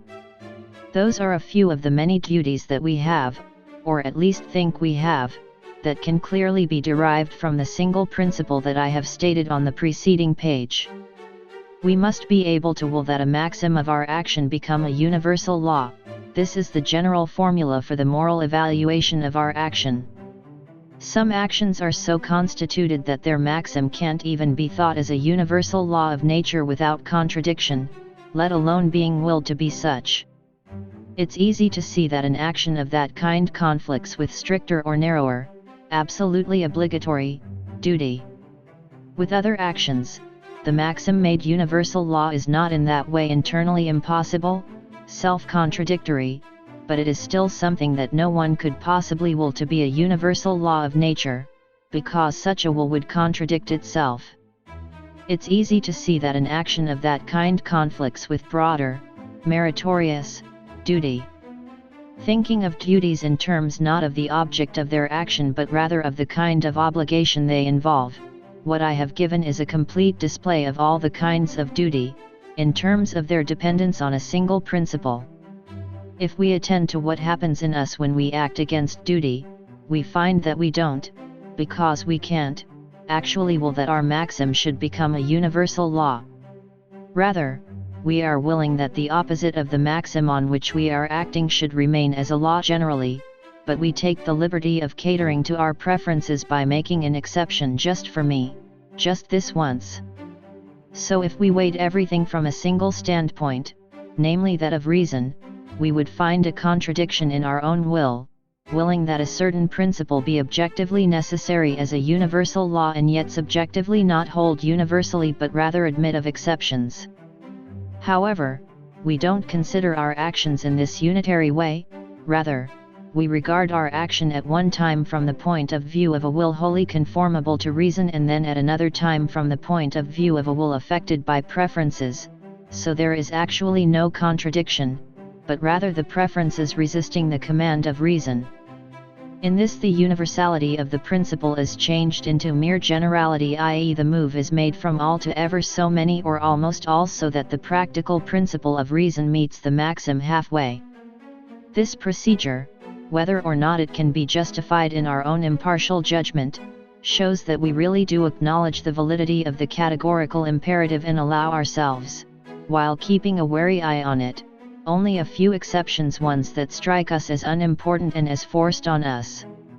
I have thus at least shown that if duty is a concept that is to have significance and actual law-giving authority for our actions, it has to be expressed in categorical imperatives, never in hypothetical ones. And along with it I have made clear and ready for any use the content that the categorical imperative must have if it is to contain the principle of all duty, if there is such a thing as duty. This is a substantial result, but I haven't yet reached the point where I can prove a priori that this kind of imperative really exists, that there is a practical law that of itself commands absolutely and without any action drivers, and that obedience to this law is duty. If we want to reach that point, it is extremely important that we pay heed to this warning. Don't slip into thinking that the reality of this principle can be derived from the special constitution of human nature. For duty has to be practical and unconditional necessity of action, so it has to hold for all rational beings, the only beings to which an imperative has anything to say, and is a law for all human wills only because they are rational beings. In contrast with that, anything that is derived from the temperament of human beings in particular, from certain feelings and propensities of human beings, or even from, if this is possible, a particular tendency of the human reason that might not hold for the will of every rational being. Such a thing can yield a maxim that is valid for us, but not a law. That is, it can yield a subjective principle on which we might act if our desires and dispositions take us that way, but not an objective principle telling us how to act even if all our dispositions, preferences, and natural tendencies were pulling us in the opposite direction. Indeed, the fewer subjective causes there are for acting in a certain way and the more there are against, the more clearly we can see the sublimity and intrinsic dignity of duty's command to act in that way. The pulls in the other direction don't weaken the constraint of the law or lessen its validity. Here we see philosophy put into a precarious position, which has to be made firm even though there is nothing in heaven or on earth to hang it from or stand it on. Here philosophy has to show its purity as the sustainer of its own laws, and not as the herald of laws that are whispered to it by an implanted sense or by who knows what guardian nature. Laws of the latter kind may always be better than nothing, but they can't yield fundamental principles. Such principles can only be dictated by reason, they must have an entirely a priori origin, getting none of their commanding authority from the preferences of mankind and all of it from the supremacy of the law and due respect for it. Otherwise, that is, if human nature were the only basis for morality, mankind would be condemned to self-contempt and inner disgust. Thus, if anything empirical were brought in as an ingredient in the principle of morality, it would not only be utterly useless in this role but would also do terrific harm to the purity of morality in practice, for in morals the proper, priceless value of an absolutely good will consists precisely in actions being driven by something that is free from all influences from contingent grounds that only experience can make available. We can't too strongly or too often warn against this slack, indeed this low cast of mind, that looks for its principles here equals the sources of moral energy among empirical motives and laws. The warning is constantly and urgently needed, because reason in its weariness is glad to rest on this pillow and dreamily. Substitute for morality a botched up bastard assembled from limbs of very different species. It looks like anything you want to see in it, but not like virtue to anyone who has ever beheld her in her true form. So this is our question. Is it a necessary law for all rational beings that they should always judge their actions by maxims that they themselves could will to hold good as universal laws? If there is such a law, it must already be connected wholly a priori with the concept of the will of a rational being. But in order to discover this connection, we must, however reluctantly, take a step into metaphysics, but it will be into the metaphysic of morals, not the region of metaphysics involved in speculative philosophy. A practical philosophy doesn't commit itself to explanations of what happens but to laws about what ought to happen even if it never does, i.e. objective practical laws in practical philosophy. Therefore, we needn't inquire into why something pleases or displeases, how merely sensory pleasure differs from taste, whether taste is different from a general satisfaction of reason, what the feelings of pleasure and unpleasure depend on, how such feelings give rise to desires and inclinations, how desires and preferences, with the cooperation of reason, give rise to maxims. All of that belongs not to practical philosophy but to empirical psychology. If we think of natural science as the philosophy of nature based on empirical laws, then empirical psychology is the second part of it, empirical physics being the first. In contrast with that, our present concern is with objectively practical laws and thus with how a will relates to itself when it determines itself only by reason, and in that inquiry every empirical consideration automatically falls away. Why? Because if unaided reason determines conduct, it must necessarily do so a priori, and thus without bringing in anything empirical. Can reason determine conduct in this way? That is what we are now to investigate. The will is thought of as someone's capacity or ability to control how he behaves in conformity with the representation of certain laws. Such a capacity can be found only in rational beings. Now, what serves the will as the objective ground for its action upon itself is an end, and if it is given by reason alone it must be an end for all rational beings. On the other hand, what contains the ground of the possibility of the action that leads to the end is called the means. The subjective ground of desire is the action driver, while the objective ground of volition is the motive. And so we have a distinction between subjective ends resting on action drivers, and objective ends depending on motives that are valid for every rational being. Practical principles are formal when they abstract from all subjective ends, they are material when they are based on subjective ends and thus on certain action drivers. All of the ends, material ends that a rational being voluntarily sets before himself as things to be achieved through his conduct are merely relative, for their value comes solely from how they relate to the particular way in which the subject's faculty of desire is constituted, and from this we can't get any practical laws, i.e. any universal and necessary principles that hold for all rational beings and for every act of the will. So the only imperatives that these relative ends support are hypothetical ones. But suppose there were something whose existence in itself had absolute value, something which as an end in itself could support determinate laws. That would be a basis, indeed the only basis, for a possible categorical imperative, i.e. of a practical law. There is such a thing. It is a human being. I maintain that man, and in general every rational being, exists as an end in himself and not merely as a means to be used by this or that will at its discretion.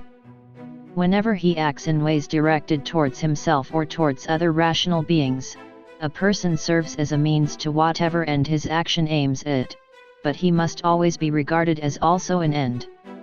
Things that are preferred have only conditional value, for if the preferences, and the needs arising from them, didn't exist, their object would be worthless. That wouldn't count against the objects in question if the desires on which they depend did themselves have unconditional value, but they don't. If the preferences themselves, as the sources of needs, did have absolute value, one would want to have them, but that is so far from the case that every rational being must wish he were altogether free of them. So the value of any objects to be obtained through our actions is always conditional. Beings whose existence depends not on our will but on nature, if they are not rational beings, have only relative value as means, and are therefore called things second, whereas rational beings are called persons, because their nature already marks them out as ends in themselves, i.e. as not to be used merely as means, which makes such a being an object of respect, and something that sets limits to what anyone can choose to do. Such beings are not merely subjective ends whose existence as a result of our action has value for us, but are objective ends, i.e. things whose existence is an end in itself. It is indeed an irreplaceable end, you can't substitute for it something else to which it would be merely a means. If there were no such ends in themselves, nothing of absolute value could be found, and if all value were conditional and thus contingent, no supreme practical principle for reason could be found anywhere. So if there is to be a supreme practical principle, and a categorical imperative for the human will, it must be an objective principle of the will that can serve as a universal law. Why must it? Because it has to be drawn from the conception of something that is an end in itself and therefore an end for everyone. The basis for this principle is, rational nature exists as an end in itself. Human beings necessarily think of their own existence in this way, which means that the principle holds as a subjective principle of human actions.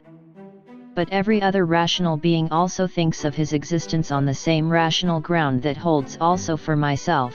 11 And so it is at the same time an objective principle, one that doesn't depend on contingent facts about this or that, subject a supreme practical ground from which it must be possible to derive all the laws of the will. So here is the practical imperative: act in such a way as to treat humanity, whether in your own person or in that of anyone else, always as an end and never merely as a means. Let us now see whether this can be carried out. To return to our previous examples. 1.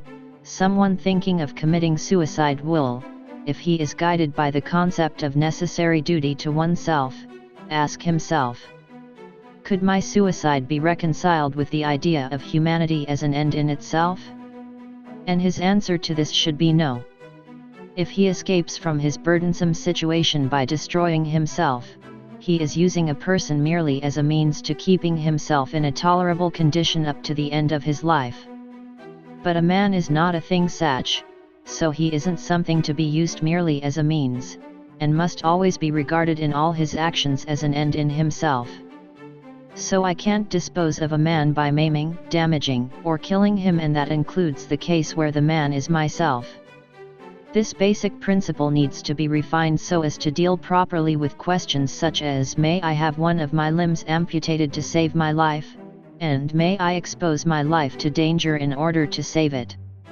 I shan't go into these matters here, they belong to morals and not to the metaphysic of morals. 2. As concerns necessary. Duties to others. When someone A has it in mind to make someone else B a deceitful promise, he sees immediately that he intends to use B merely as a means, without B's containing in himself the end of the action. For B can't possibly assent to A's acting against him in this way, so he can't contain in himself the end of this action. This conflict with the principle about treating others as ends is even easier to see in examples of attacks on people's freedom and property, for in those cases it's obvious that someone who violates the rights of men intends to make use of the person of others merely as means, without considering that as rational beings they should always be valued at the same time as ends, i.e. as beings who can contain in themselves the end of the very same action. 3. With regard to contingent, meritorious duty to oneself, it isn't sufficient that the action not conflict with humanity in our person as an end in itself, it must also harmonize with it. In human nature there are predispositions to greater perfection that are part of nature's purpose for humanity. To neglect these might perhaps be consistent with the preservation of humanity as an end in itself, but not with the furtherance of that end. 4. With regard to meritorious duty to others, humanity might survive even if no one contributed to the happiness of others, but also no one intentionally took anything away from the happiness of others.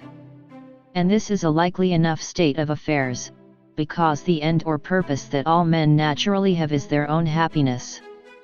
This would put human conduct into harmony with humanity as an end in itself, but only in a negative manner.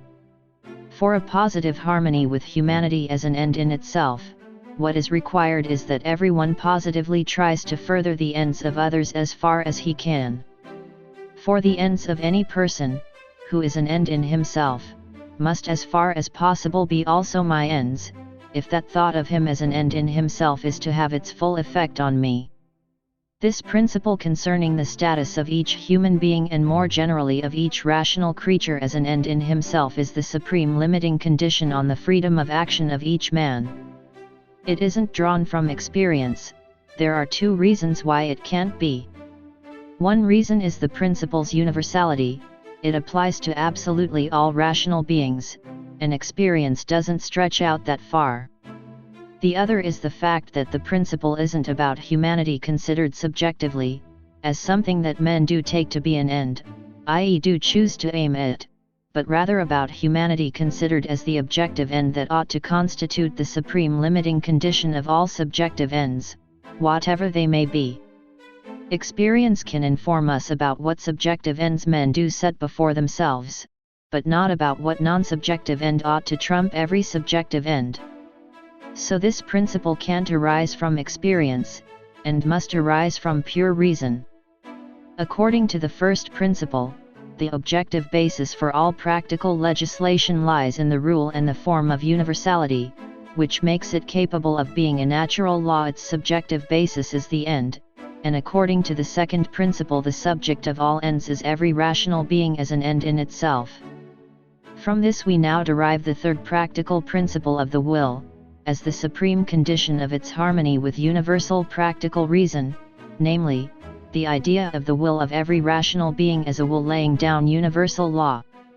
By this third principle, any maxim is rejected if it isn't consistent with the will's role as a giver of universal law. Hence the will is not merely subject to the law, but subject to it in such a way that it must be viewed as prescribing the law to itself, and for just that reason as being subject to the law of which it sees itself as the author. I have presented two kinds of categorical imperative. One kind tells us to act in a manner that is lawful, like the lawfulness of the natural order. The other lays down that rational beings are in themselves supreme ends, and just because both of these are categorical, their commanding authority owes nothing to any action driver involving one's interests. But so far I have been assuming them to be categorical, an assumption I had to make if I was to explain the concept of duty. But are there any such imperatives, practical propositions that command categorically? Back there I couldn't prove independently that there are, any more than I can prove it in this present chapter. But there's something that I could have done, namely to point out an inherent feature of an imperative that specifically marks it off as categorical rather than hypothetical. The feature I have in mind is the renunciation of all one's interests when one wills from duty. And now we have an example of this in the formulation of the principle of morality that is now before us, the third, which involves the idea of the will of every will that is subject to laws can be bound to them by some interest that it has, but a will that is itself the supreme lawgiver can't depend upon any interest for this role. Why can't it? Because if it did, it would need another law saying that its interests could be satisfied only if the first law were universally valid, in which case the first law wouldn't be supreme, after all. Thus the principle of every human will as a will-giving universal law in all its maxims 13, provided it is otherwise correct, is very well suited to being a categorical imperative because of this feature. It involves the idea of giving universal law, so it isn't based on any interest, and thus it is the only possible imperative that can be unconditional. Look back on all the previous attempts to discover the principle of morality, no wonder they all failed. The searchers saw that man is bound by his duty to laws, but it didn't occur to them that all man is subject to our laws, universal laws legislated by himself, and that all he bound to is to act in accordance with his own will, a will designed by nature to be a giver of universal law. The thought of him only as subject to some law or other brings with it the need for some interest that will pull or push him to obey the law. His will has to be constrained to act thus and so by something else because the law hasn't arisen from his will. This strictly valid inference means that all the work of looking for a supreme ground for duty was wasted labor. It never brought them to duty but only to the necessity for acting from a certain interest. It might be the person's own interest or someone else's. Either way, the imperative always had to be conditional, and couldn't serve as a moral command. I shall call this principle the third of my three, the principle of autonomy of the will in contrast with every others, which I accordingly count as heteronomy. The concept of every rational being as one who must regard himself as giving universal law through all the maxims of its will, so as to judge himself and his actions from this standpoint, leads to the fruitful concept of a realm of ends. By realm I understand the systematic union of different rational beings through shared laws. The next sentence presents a thought experiment. In conducting it, we have to abstract from personal differences of rational beings, and thus from all content of their private ends or purposes.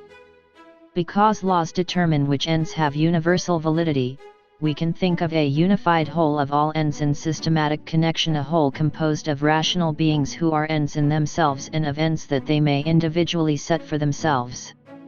This is a realm of ends, which is possible on the principles stated above. That is because all rational beings stand under the law that each of them should treat himself and all others never merely as a means but always also as an end in himself. This gives rise to a systematic union of rational beings through shared objective laws, i.e. a realm, and it may be called a realm of ends because what these laws have as their purpose is just the relation of these beings to each other as ends and means.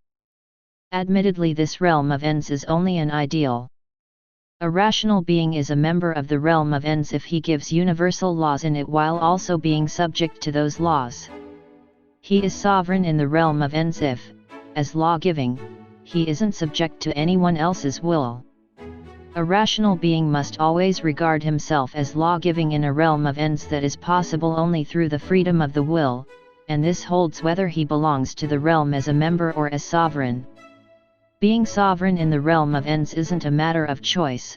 To be sovereign, a rational being must be completely independent of everything else, have no needs, and have unlimited power adequate to his will.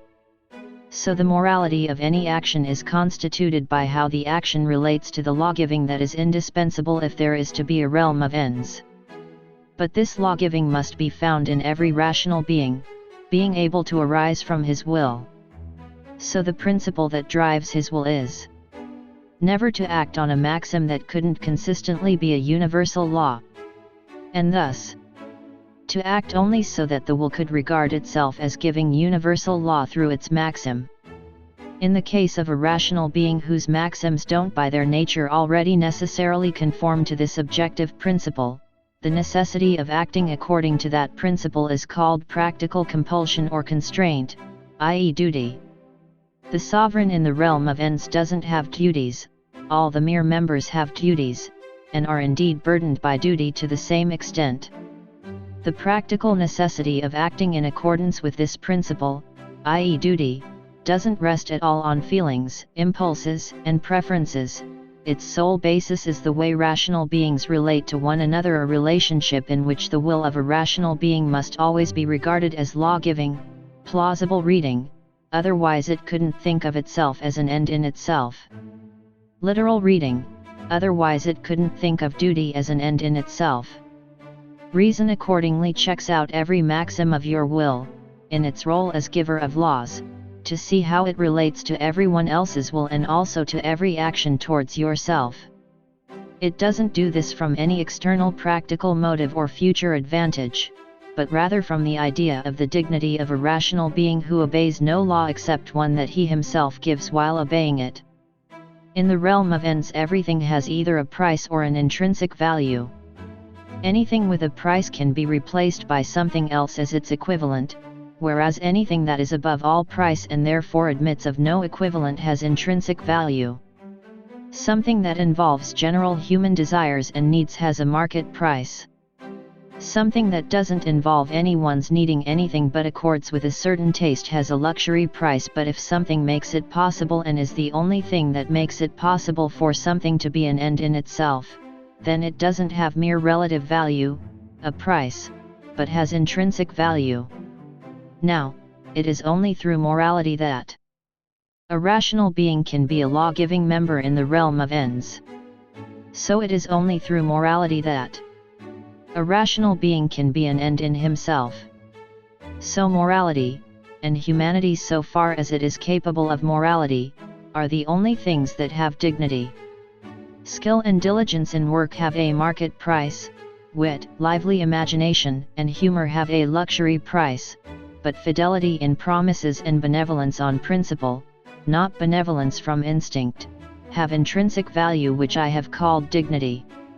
If you don't have these, neither nature nor art can supply anything that would make up for that lack in you, for their value doesn't lie in the effects that flow from them, their usefulness, the advantages they bring, but only in the attitudes, i.e. the maxims of the will, that are ready to express themselves in this manner through actions, even if the actions don't meet with success. For us to look on these actions with immediate favor and pleasure, we don't have to bring in any of our subjective states, any immediate liking for or attraction to such actions. The actions exhibit the will that generates them as the object of an immediate respect, since nothing but reason is required to get the will to act like that. Note that reason imposes these actions on the will, it doesn't coax it into performing them, for that would flatly contradict the notion of duty. This esteem lets the value of such a turn of mind be recognized as dignity or intrinsic value, and puts it infinitely above any price. To compare it with, or weigh it against, things that have price would be to violate its holiness, as it were. And what is it, then, that justifies virtue, or a morally good frame of mind, in making such lofty claims for itself? It is its enabling the rational being to have a share in the giving of universal laws and thus to become fit to be a member in a possible realm of ends. His nature has already marked him out for this role, as an end in himself and therefore as a lawgiver in the realm of ends. For a rational being has no value except what the law confers on it. The law-giving that confers all value must therefore have dignity, and the esteem that a rational being must have for this is best described as respect.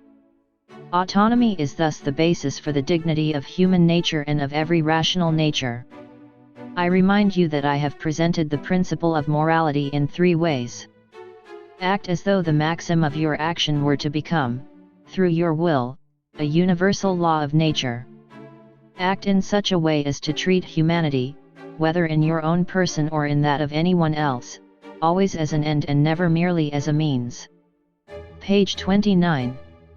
Act only so that your will could regard itself as giving universal law through its maxim. Page 32. The above 3 ways of presenting the principle of morality are basically only so many different formulations of the very same law, and any 2 of them come together in the third. They do differ in a certain way, but the difference is subjective rather than objective, i.e. the 3 formulations don't express different moral principles, but they offer different ways for our minds to come at morality. This difference is intended to introduce a certain analogy that will bring an idea of reason closer to intuition and thus nearer to feeling. All maxims have 1. A form, specifically, they are all universal. That leads to this formulation of the moral imperative: maxims must be chosen as if they were to hold as universal laws of nature. 2. A matter or content, i.e. an end. That leads to this formulation: all merely relative ends, ones that people choose, must be restricted by and subordinated to the status of rational beings, which are not chosen as ends but are ends by their very nature, and are therefore ends in themselves. 3. A complete fixing of all maxims through this formulation: all the maxims that come from your own lawgiving should harmonize with a possible realm of ends as with a realm of nature. Moving through these 3 items is like moving through the categories of quantity, as set forth in my critique of pure reason. The unity of the form of the will, its universality, the plurality of the matter, the objects, ends, and the totality of the system of ends. In arriving at moral judgments, one does better to go by just one of the 3 formulations, specifically to follow the strict method and base one's thinking on the universal formulation of the categorical imperative: act in accordance with a maxim that can at the same time make itself a universal law. But if one wants to enable the moral law to have access to a mind, it is very useful to bring one and the same action under the 3 concepts I have listed, and thus, so far as possible, to bring it nearer to intuition. We can now end where we started, with the concept of an unconditionally good will. A will is absolutely good if it can't be bad, and thus never adopts maxims that conflict with themselves when they are generalized into universal laws. So this principle is also its supreme law: always act on maxims whose universality as laws you can at the same time will. That's the only way a will can avoid ever coming into conflict with itself, and such an imperative is categorical. Because the validity of the will as a universal law for possible actions has an analogy with the way existing things are interconnected under universal laws, this being the formal aspect of nature in general, the categorical imperative can be put like this: act on maxims that can at the same time have themselves as universal laws of nature as their object. That gives us the formula for an absolutely good will. Rational nature is distinguished from the rest of nature in that it sets for itself an end. This end would be the material of every good will, but its relation to the absolutely good will involves a little wrinkle which I shall now explain. The idea of an absolutely good will doesn't have anything to do with this or that end that the will seeks to bring about. The ends that a will aims to bring about can only make it relatively good, not absolutely good. So we must understand the end of an absolutely good will not as an end to be brought about but as an independently existing end. Which connects with the absolutely good will negatively: it is an end which must never be acted against. Which implies that it must never, in any act of the will, be valued merely as a means but always also as an end. The principle, act in relation to every rational being, whether yourself or another, so that in your maxim he is an end in himself, is thus basically identical with the principle, act on a maxim that involves its own universal validity for every rational being. That's because the statement in my use of means to any end I should restrict my maxim to the condition of its universal validity as a law for every subject is equivalent to the statement the subject of ends, i.e. the rational being itself, must be made the basis of every maxim of action and thus be treated never as a mere means but as the supreme limiting condition in the use of all means, i.e. also as an end. It follows from this no one could question that it follows that every rational being, as an end in himself, must be able to regard himself as a giver of universal laws that include any laws to which he may be subject. For what marks him off as an end in himself is just this fitness of his maxims for universal law-giving. It also follows that this dignity that he has, his prerogative over all merely natural beings, involves his having to take his maxims from the point of view of himself and every other rational being as lawgivers, which is why they are called persons. In this way, a world of rational beings is possible as a realm of ends, through the law-giving activities of all the persons who are its members. Consequently, every rational being must act as if his maxims made him at all times a law-giving member of the universal realm of ends. The formal principle of these maxims is, act as though your maxims were also to serve as universal law for all rational beings. A realm of ends is thus possible only by analogy with a realm of nature. The realm of ends is possible only through maxims, i.e. rules imposed on oneself, while the realm of nature is possible only through laws governing how things are acted on by other things. Despite this difference, nature as a whole, though looked on as a machine, is given the name realm of nature to the extent that, and because, it has reference to rational beings as its ends. This is one of the places where kingdom might be better than realm. Such a realm of ends would actually come into existence through maxims whose rule is prescribed to all rational beings by the categorical imperative, if every rational being followed them all the time. A rational being who scrupulously follows this maxim can't expect every other rational being to follow suit, nor can he expect the realm of nature to favor his expectation of happiness. Despite that, the law act in accordance with the maxims of a universal law-giving member of a merely possible realm of ends remains in full force because it commands categorically. And just here lies the two-part paradox. 1. The will is subject to an inflexible rule concerning the place of humanity in its deliberations, simply because of the dignity of humanity as rational nature without any end or advantage to be gained by being human, and thus out of respect for a mere idea, and 2. What makes some maxims sublime, and makes every rational subject worthy to be a lawgiver in the realm of ends, is just precisely this independence of his maxims from all such action. Drivers as chosen ends and possible advantages. If it weren't for this independence, the rational being would have to be seen as subject only to the natural law of his needs. Even if the realm of nature and the realm of ends were thought of as united under one sovereign, so that the realm of ends moved from being a mere idea to becoming a reality and gained reinforcement from a strong action driver, still there would be no increase in its intrinsic value.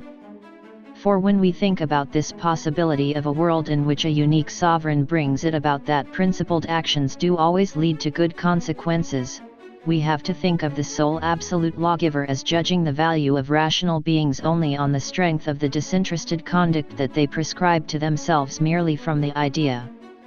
The essence of things isn't changed by their external relations, and the absolute equals non-relational value of a man doesn't involve his relations to other things either.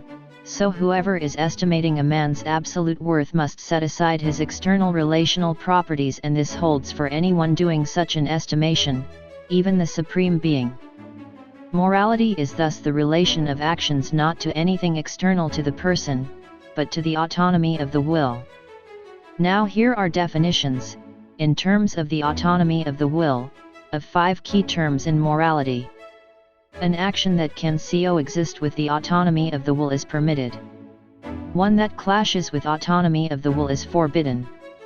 A will whose maxims are necessarily in harmony with the laws of autonomy is a wholly or absolutely good will. If a will is not absolutely good, it is morally constrained by the principle of autonomy, and its relation to that principle is obligation, so a holy will can't have obligations.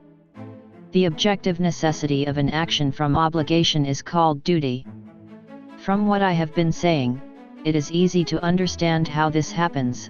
Although in thinking of duty we think of subjection to law, we nevertheless also ascribe a certain sublimity and dignity to the person who fulfills all his duties. There is nothing sublime about being subject to the moral law, but this person is also a giver of the law. That's why he is subject to it, and only to that extent is he sublime. Also, I have shown above how the only action driver that can give an action moral value is respect for the law, not any kind of fear or desire. The proper object of respect is our own will, to the extent that it tries to act only on maxims that could contribute to a system of universal legislation. Such a will is ideally possible for us, and the dignity of humanity consists just in its capacity to give universal laws to which it is also subject. The autonomy of the will as the supreme principle of morality. A will's autonomy is that property of it by which it is a law to itself, independently of any property of the objects of its volition. So the principle of autonomy is: always choose in such a way that the maxims of your choice are incorporated as universal law in the same volition. That this practical rule is an imperative, i.e. that the will of every rational being is necessarily bound to it as a constraint, can't be proved by a mere analysis of the concepts occurring in it, because it is a synthetic proposition. This synthetic proposition presents a command, and presents it as necessary, so it must be able to be known a priori. To prove it, then, we would have to go beyond knowledge of objects to a critical examination of the subject, i.e. to a critique of pure practical reason. But that is not the business of the present chapter. But mere analysis of moral concepts can show something to our present purpose, namely that the principle of autonomy that we are discussing is the sole principle of morals. This is easy to show, because conceptual analysis shows us that morality's principle must be a categorical imperative, and that the imperative in question commands neither more nor less than this very autonomy. The heteronomy of the will as the source of all spurious principles of morality. A will is looking for a law that will tell it what to do. If it looks anywhere except in the fitness of its maxims to be given as universal law, going outside itself and looking for the law in the property of any of its objects, heteronomy always results. For in that case the law is not something the will gives to itself, but rather something that the external object gives to the will through its relation to it. This relation, whether it rests on preference or on conceptions of reason, admits of only hypothetical imperatives: I should do X because I want Y. The moral or categorical imperative, on the other hand, says that I should do X whether or not I want anything else. For example, the hypothetical says that I shouldn't lie if I want to keep my reputation. The categorical says that I shouldn't lie even if lying wouldn't bring the slightest harm to me. So the categorical imperative must abstract from every object thoroughly enough so that no object has any influence on the will, so that practical reason, the will, rather than catering to interests that are not its own, shows its commanding authority as supreme law-giving. Thus, for instance, I ought to try to further the happiness of others, but not in the spirit of it matters to me that these people should be happier, because, with the blank filled by a reference to some preference of mine, whether directly for the happiness of the people in question or indirectly via some satisfaction that is related to their happiness through reason. Rather, I should to try to further the happiness of others solely because a maxim that excludes this can't be included as a universal law in one and the same volition. Classification of all possible principles of morality that you'll get if you take heteronomy as the basic concept. Why the interest in all possible principles that come from this underlying mistake? Because in the absence of a critical examination of the pure use of reason, human reason always including here tries every possible wrong way before it succeeds in finding the one true way. If you start with the idea of heteronomy, i.e. of how the will can be directed from outside itself, you will be led to principles of one of two kinds, empirical and rational. 1. The empirical ones have to do with happiness, and are based on the thought of the will as being influenced by either 1a. physical feelings concerning one's own happiness, or 1b. moral feelings. 2. The rational ones have to do with perfection and are based on the thought of the will as being influenced by either 2a. the rational concept of perfection as a possible result of our activities, or 2b.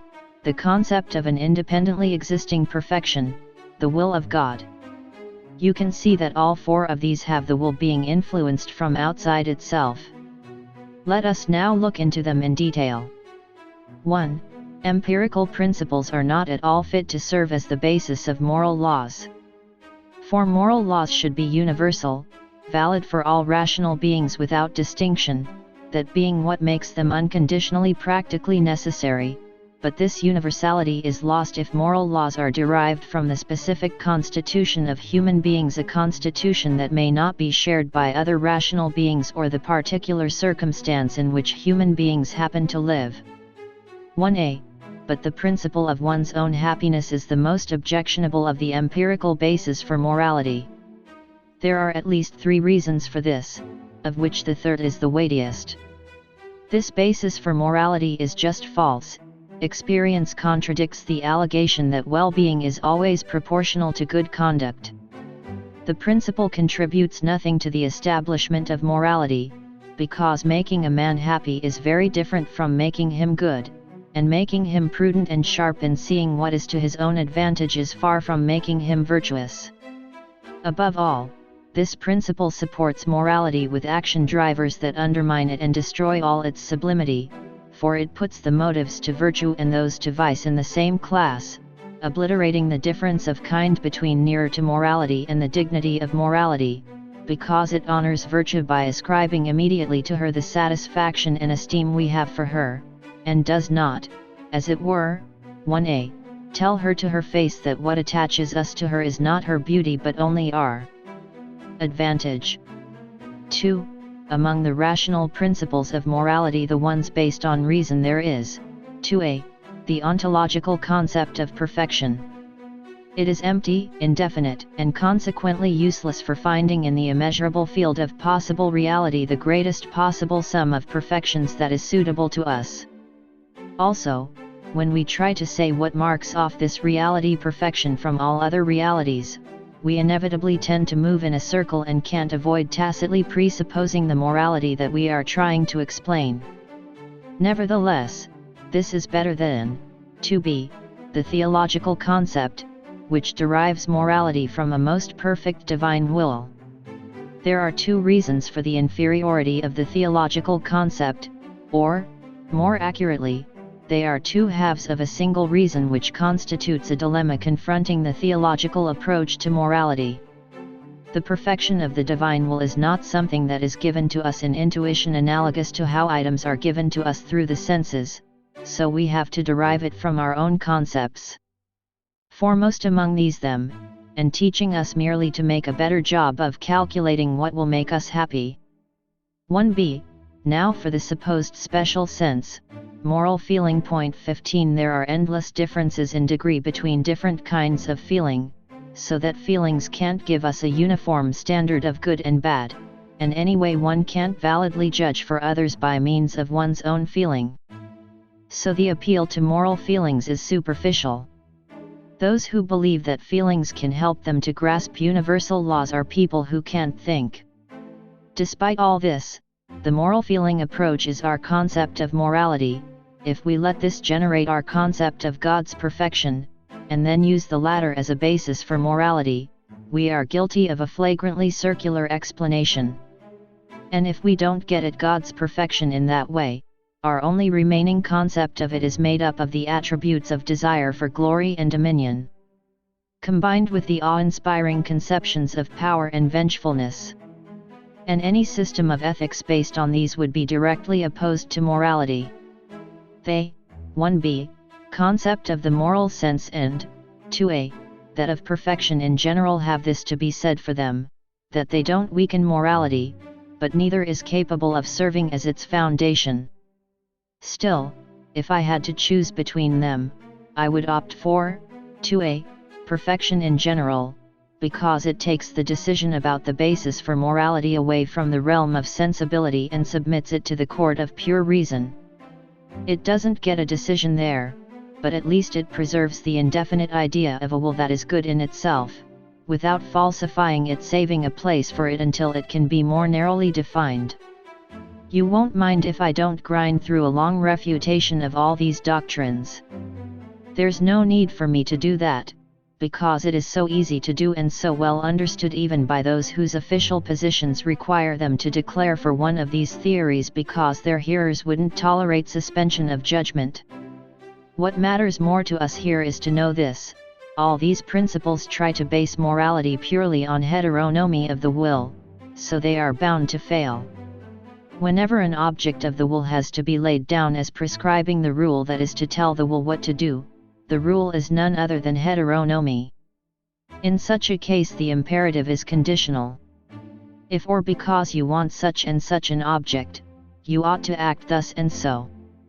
So it can't command morally, i.e. categorically. The object's influence on what my will does may go through my preference, as in the principle of my own happiness, or through my reason directed to objects of my possible volitions, as in the principle of perfection, but the will in these cases never determines itself directly by the conception of the action itself. It is always directed by an object through something other than the will, namely through the action driver that is stirred up in the will by the prospect of getting a certain result.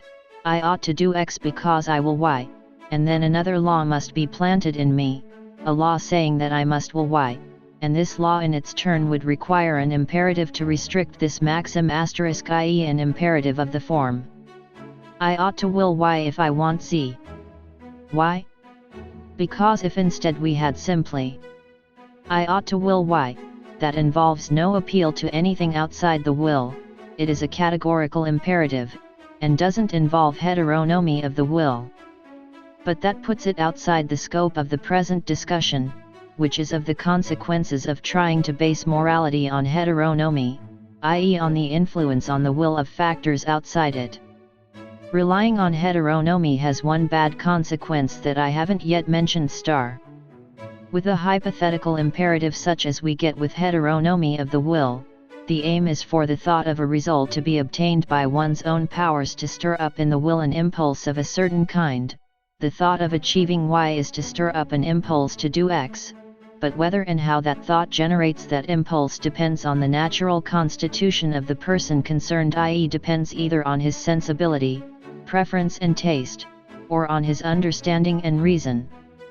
Now, what the person's sensibility or intellect makes of any intended upshot, e.g. whether it takes pleasure in it, depends on the details of what kind of sensibility or intellect nature has endowed the person with, which implies that strictly speaking the source of this law is nature.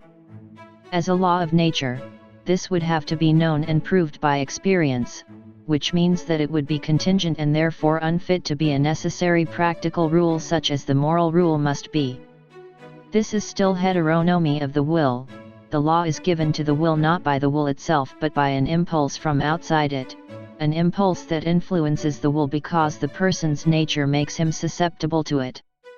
So an absolutely good will, the principle of which must be a categorical imperative, doesn't specify any object, and contains only the form of volition as such, and this form is autonomy.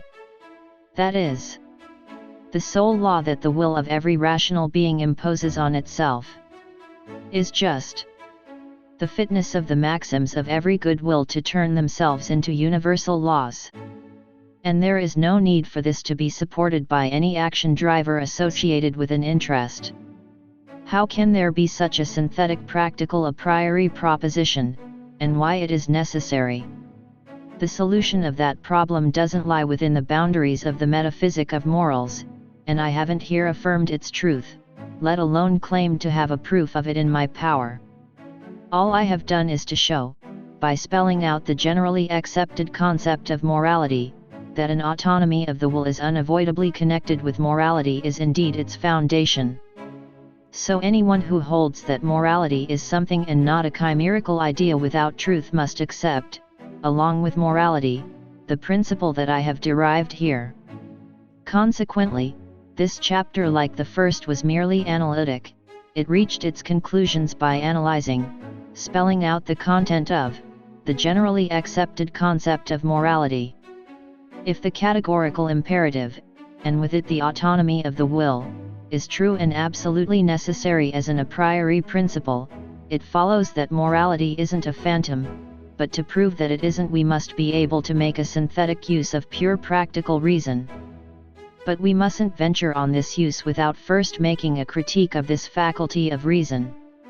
In this next chapter, the last, I shall give the chief features of such a critique, in enough detail for our purpose. Chapter 3. Moving from the metaphysic of morals to the critique of pure practical reason. The concept of freedom is the key to explaining the autonomy of the will. Will is a kind of causality that living beings exert if they are rational, and when the will can be effective independent of outside causes acting on it, that would involve this causality's property of freedom, just as natural necessity is the property of the causality of all non-rational beings, through which they are caused to act in specific ways by the influence of outside causes.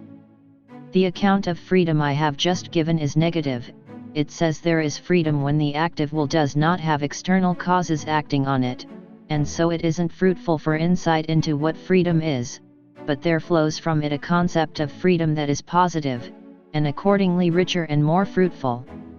Although freedom is not a property of the will according to laws of nature, it doesn't follow that freedom is lawless.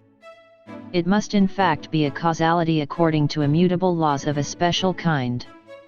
The concept of lawless free will would be an absurdity, because the concept of causality brings with it the concept of laws according to which if something we call a cause is given, then something else, the effect, must occur.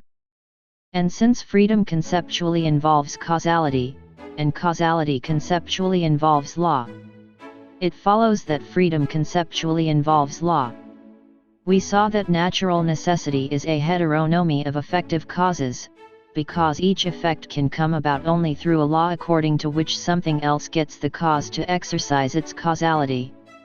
What can the freedom of the will be, then, but autonomy, i.e. the will's property of itself being a law?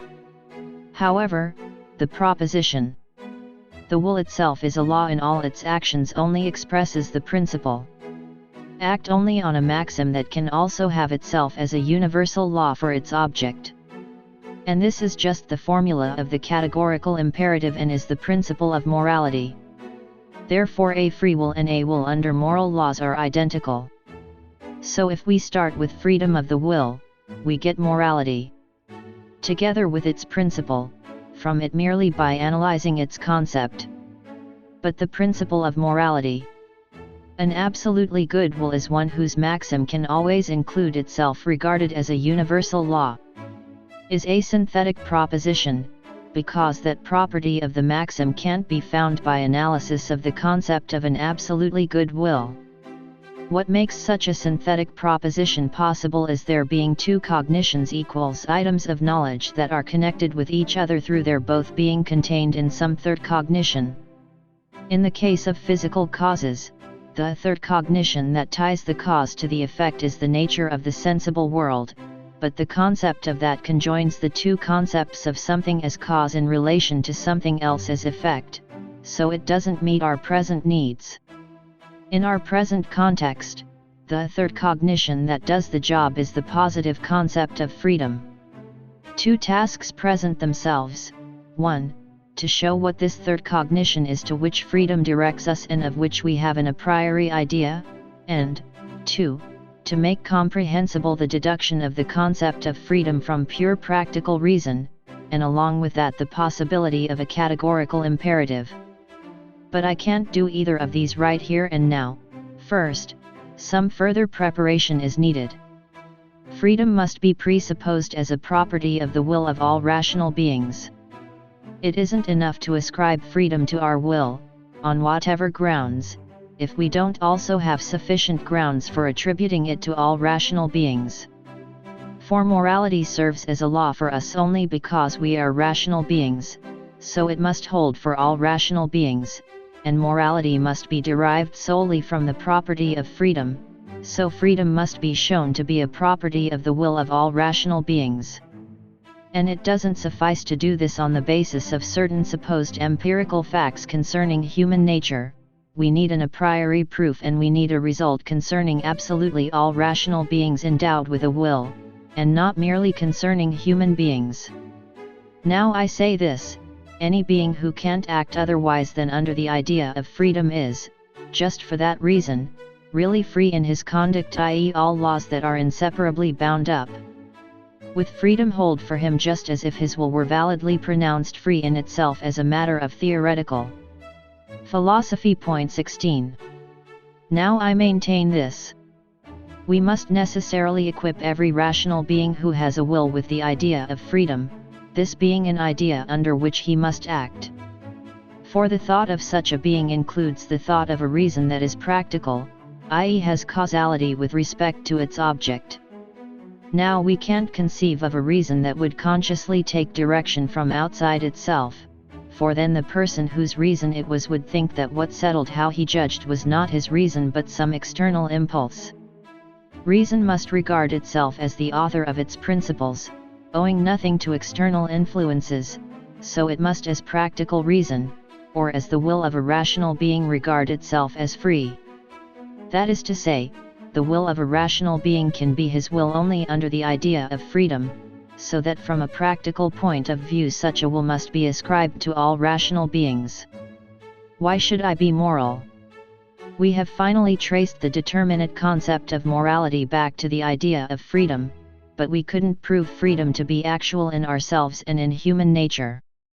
We saw only that we must presuppose it if we want to think of a being as rational and as conscious of himself as the cause of his own actions, i.e. as endowed with a will, and so we find that on just those same grounds we must ascribe to each being endowed with reason and will this property of settling for himself how he will act, doing this under the idea of freedom.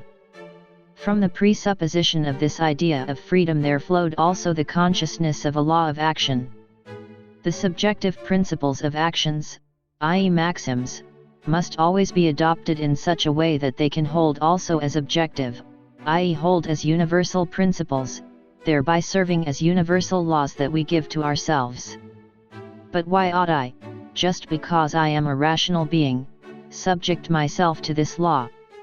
And why should all other beings endowed with reason do so? Admittedly no interest impels me to do this, for that wouldn't yield a categorical imperative, but I must still take an interest in it, and have insight into how it comes about. For this ought is really a shall that holds for every rational being whose reason isn't hindered in its generating of actions. For beings like ourselves, that necessity of action is expressed only as ought, and the subjective necessity is thus distinguished from the objective. By beings like ourselves I mean ones who are affected not only by reason but also by action drivers that come from the senses, beings who don't always do what reason would have done if left to itself. So it seems that all we have done with respect to the moral law, i.e. the principle of the autonomy of the will, is to presuppose it in the idea of freedom, as though we couldn't independently prove its reality and objective necessity. Even that would bring some gain, because in doing it we would at least have defined the genuine principle more accurately than had been done before, but we wouldn't have made any progress regarding the validity of the moral law or the practical necessity of subjecting ourselves to it. If anyone asked, why do our actions have to be based on maxims that could be universally valid as laws? What is the basis for the value that we ascribe to this way of acting, a value so great that no interest, anywhere, can outweigh it? How does it come about that a man believes that it is only through this that he feels his own personal value, in contrast to which that of a pleasant or unpleasant state is to be regarded as nothing? We couldn't give him any satisfactory answer. We do indeed find that we can take an interest in a personal quality that makes us fit to enjoy some condition if reason were to allot that condition to us, even though the personal quality doesn't automatically bring the condition with it. An example might be, taking an interest in being the sort of person who would be a good spouse, this being distinct from taking an interest in being married.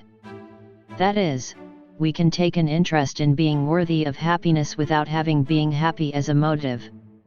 But this judgment about value, this taking of an interest, is in fact only the effect of the importance we have already ascribed to the moral law, when through the idea of freedom we detach ourselves from every empirical interest. But we are confronted by the proposition that we ought to detach ourselves from every empirical interest, to regard ourselves as free in acting and yet as subject to certain laws, in order to find right there within ourselves a value that would compensate for the loss of everything that could make our situation desirable. How this is possible, and hence on what grounds the moral law is binding, can't be grasped through my procedure up to here. It has to be admitted that there is a kind of circle here from which there seems to be no escape. We take ourselves to be free in the order of effective causes so that we can think of ourselves as subject to moral laws in the order of ends, and then we think of ourselves as subject to these laws because we have ascribed to ourselves freedom of the will. This is circular because freedom and self-legislation by the will are both autonomy, so they are equivalent concepts, which is why neither of them can be used to explain or support the other. At most they can be used for the logical purpose of bringing apparently different representations of the same object under a single concept, like reducing the both of the fractions into. There remains open to us, however, one way out of the circle, namely, to pursue an inquiry into these. Thinking of ourselves as causes that are effective a priori through freedom, and thinking of ourselves in terms of our actions considered as empirically observable effects. For example, thinking of myself as voluntarily raising my arm, and thinking of myself as seeing my arm go up. The question is, don't these involve different standpoints? What I am about to say requires no subtle reflection, and presumably even the most ordinary intellect could arrive at it, doing so in its own way, through an obscure exercise of judgment that it calls feeling. All mental representations that come to us involuntarily, as do those of the senses, enable us to know objects only as they affect us, which leaves us still ignorant of what they are in themselves, and therefore representations of this kind, however closely and sharply we attend to them, can give us only knowledge of appearances, never knowledge of things in themselves. This distinction may be made just by noticing the difference between representations that we passively receive from somewhere else and ones that we actively produce out of ourselves. Once the distinction has been made somehow, it automatically follows that we must admit and assume behind the appearances something else that is not appearance, namely things in themselves. But we have to accept that we can't get any closer to them, and can't ever know what they are in themselves, because all we can know of them is how they affect us. This must yield a distinction, though a rough one, between a sensible world, which can be very different to various observers, because of differences in their sensibilities, and an intelligible world, which underlies the sensible world, and remains always the same. A man shouldn't claim to know even himself as he really is by knowing himself through inner sensation, i.e. by introspection. For since he doesn't produce himself, so to speak, or get his concept of himself a priori but only empirically, it is natural that he gets his knowledge of himself through inner sense and consequently only through how his nature appears and how his consciousness is affected. But beyond the character of his own subject, which is made up out of these mere appearances, he necessarily assumes something else underlying it, namely his I as it is in itself. Thus in respect to mere perception and receptivity to sensations he must count himself as belonging to the sensible world, but in respect to whatever pure activity there may be in himself, which reaches his consciousness directly and not by affecting the inner or outer senses, he must count himself as belonging to the intellectual world though he doesn't know anything more about it. A thoughtful person must come to some such conclusion as this about all the things that present themselves to him. Even someone with a very ordinary mind is likely to have this thought, because we know that such people are strongly inclined to expect something invisibly active at work behind the objects of the senses, but they don't learn anything from this because they soon spoil it by trying to make the invisible something perceptible, i.e. to make it an object of intuition. They do this by wondering what is it like, this unknown something that lurks behind the appearances of things, when their only concept of what a thing can be like is made from the concept of how things appear to them. Now a human being really finds within himself a capacity by which he distinguishes himself from all other things, and that includes distinguishing himself as something active from himself considered as affected by objects. This capacity or faculty is reason. Its pure, spontaneously active nature puts reason on a higher level even than understanding, and here is why. Understanding is like reason in this: it is spontaneously active, and does not, like the faculty of sense, merely contain representations that come from our being passively affected by things. But it is unlike reason in that the only concepts it can produce through its activity are ones whose only role is to bring the representations of sense under rules. The intellectual management of the data of the senses is the understanding's only task. Without this use of sensibility, the understanding wouldn't have any thoughts at all. In contrast with this, reason shows in its ideas, as we call them, ideas relating to reason as concepts due to the understanding, a spontaneity so pure that it goes far beyond anything that sensibility can come up with. The highest occupation of reason is to distinguish the sensible world from the intellectual world, thereby marking out limits for the understanding itself. Because of this, a rational being must regard himself in his role as an intelligence, setting aside his lower faculties as belonging not to the sensible world but to the intelligible world. So he has two standpoints from which he can consider himself and recognize the laws for the use of his powers and hence for all his actions. 1. As belonging to the sensible world, he falls under the laws of nature, heteronomy. 2. As belonging to the intelligible world, he is under the moral authority of laws that are independent of nature, and so are not empirical but based entirely on reason.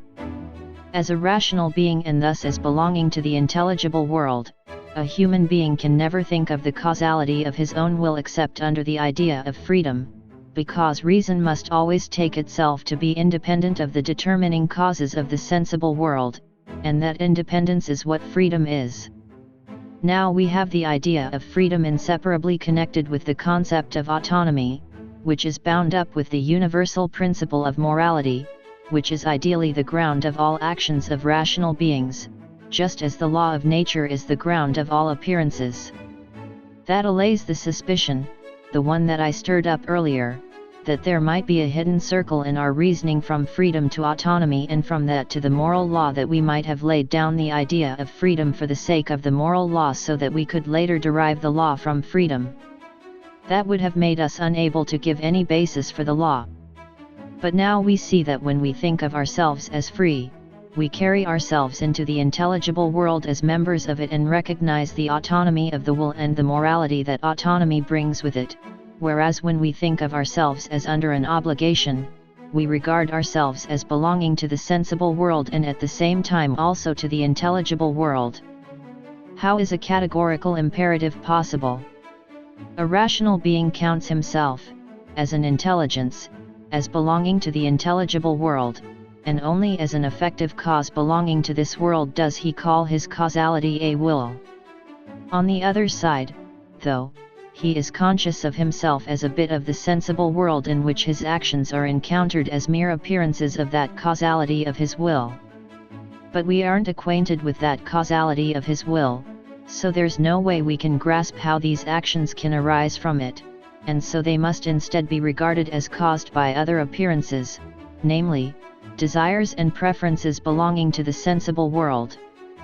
Considered only as a member of the intelligible world, my behavior would completely accord with the principle of the autonomy of the pure will.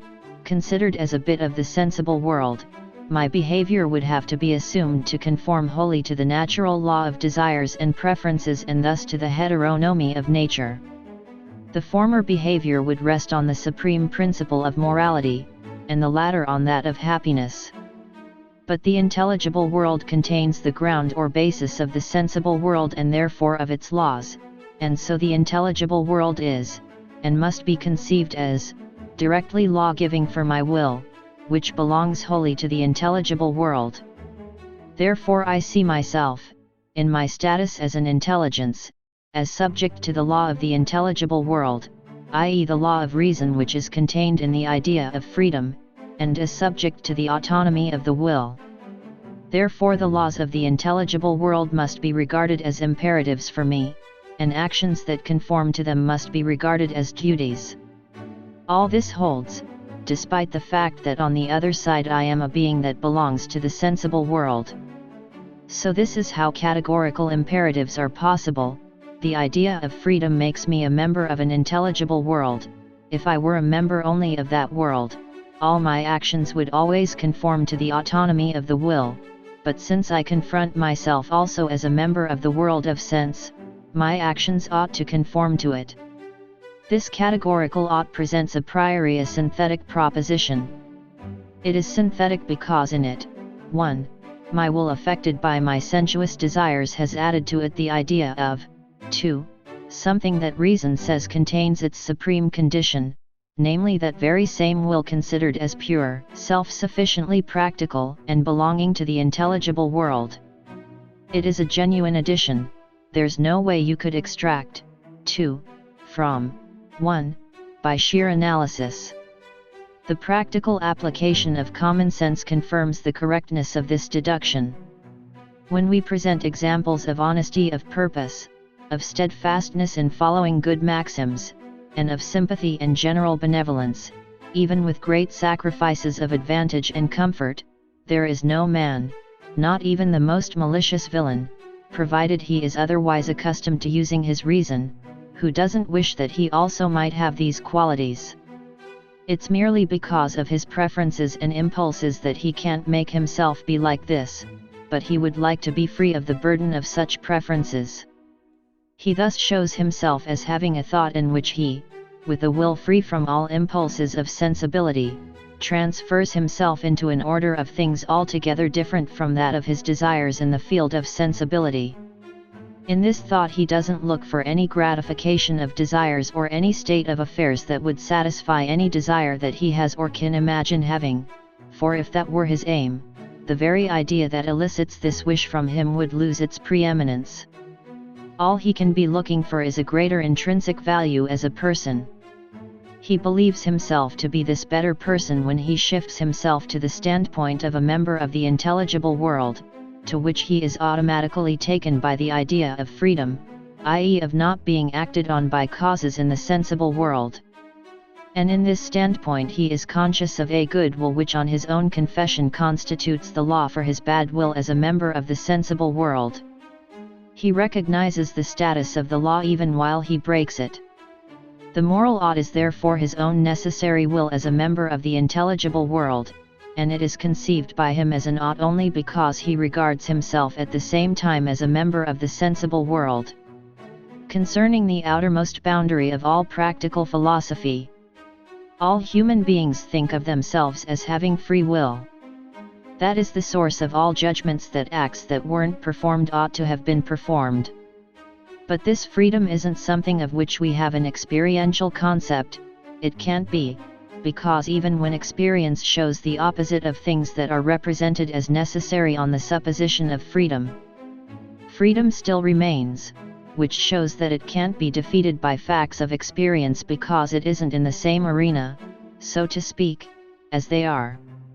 On the other hand, it is equally necessary that everything that happens should be inexorably caused in accordance with natural laws, and this natural necessity, a single word in German, is also not something of which we have an experiential concept, because it brings with it the concept of necessity and thus of something that can be known a priori, i.e. without consulting experience.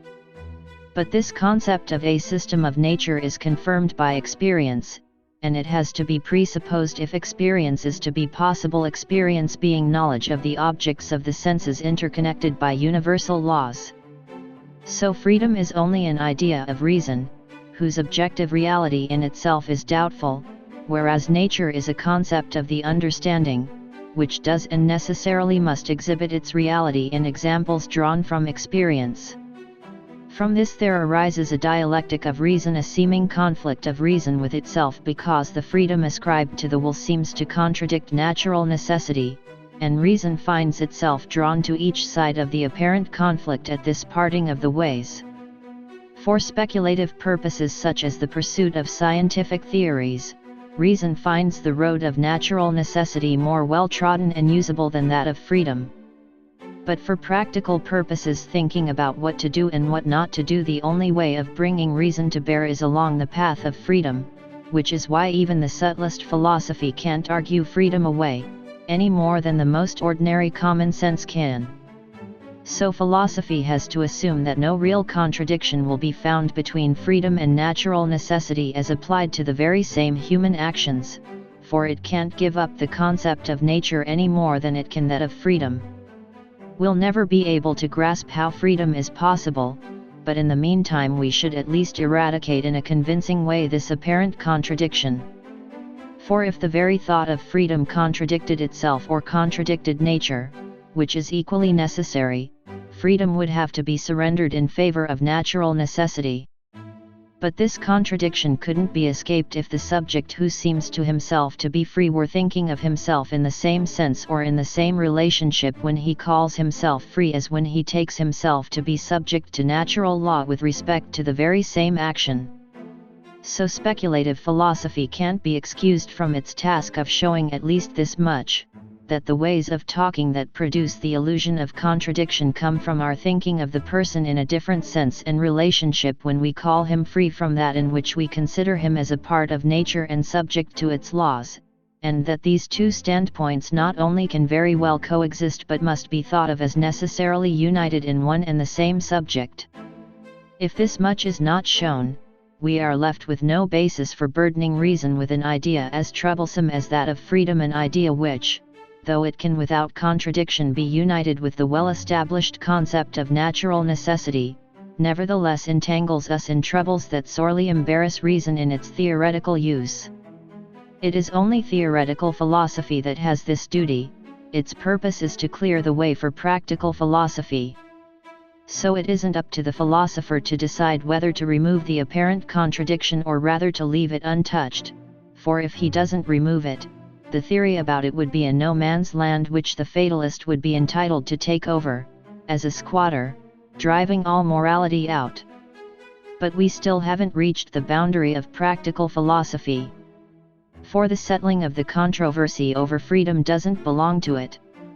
The situation is just that practical philosophy demands that theoretical reason put an end to the discord in which it entangles itself in theoretical questions, so that practical reason may have peace and security from outward attacks that could put into dispute the land on which it wants to build. The common sense claim to have freedom of the will is based on the person's consciousness of something that has also been conceded as a presupposition, namely that reason is independent of causes that determine a person's psychological state, causes that are all of the sort that sensation can inform us about, and that can be brought under the general name sensibility. A human being, who in this way regards himself as an intelligence, when he thinks of himself as an intelligence with a will, and consequently with causality, puts himself in a different order of things and in a relationship to determining grounds of an altogether different kind from what comes into play.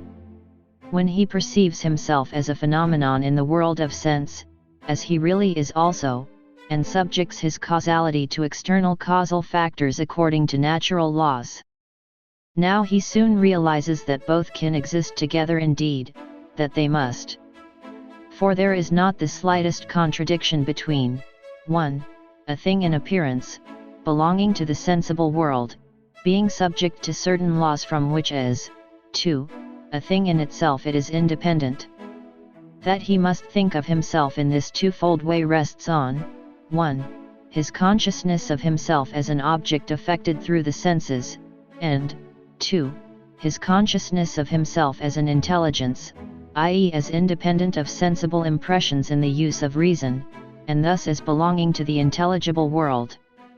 That's how it comes about that a human being claims to have a will that doesn't make him accountable for what belongs only to his desires and preferences, but thinks of this same will as making possible indeed necessary actions that he can perform only by disregarding all his desires and sensuous attractions.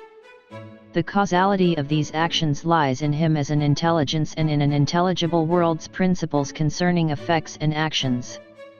All he knows about this intelligible world is this. In this sensible world the law is given only by reason, and indeed pure reason independent of sensibility. Moreover, since it is only as an intelligence that I am a genuine self, as a human being I am only an appearance of myself, those laws apply to me immediately and categorically, so that nothing that I am pushed into doing by preferences or impulses, thus, nothing caused by the sensible world can count against the laws of my volition as an intelligence. Indeed, he doesn't hold himself responsible for those preferences and impulses or attribute them to his genuine self, i.e. to his will, though when he allows them to influence his maxims in ways that go against the rational laws of his will, he holds his will to account for that. By thinking itself into an intelligible world, practical reason doesn't at all step across that world's boundaries, but it would do so if it tried to see or feel its way into it. The thought of the intelligible world is only a negative thought with respect to the sensible world. It doesn't give reason any laws for determining the will. The only positive thing about it is this. Freedom as a negative determination, i.e. as something that involves not being interfered with by sensible causes, is also connected with a positive power and even a causality of reason, a causality that we call a will. But if practical reason were to borrow an object of the will, i.e. a motive, from the intelligible world, it would be overstepping its boundaries and pretending to be acquainted with something of which it knows nothing. So the concept of an intelligible world is only a standpoint that reason sees itself as having to take, outside appearances, in order to think of itself as practical. Reason couldn't be practical if the influences of sensibility settled how the human being behaved, but it must be practical unless his consciousness of himself as an intelligence, and thus as a rational and rationally active cause, is to be contradicted.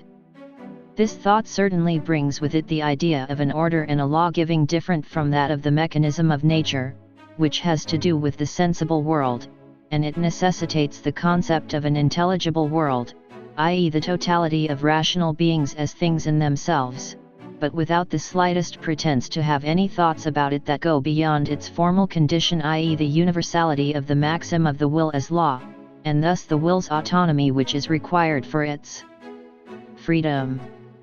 All laws that are fixed on an object make for heteronomy, which belongs only to natural laws and can apply only to the sensible world.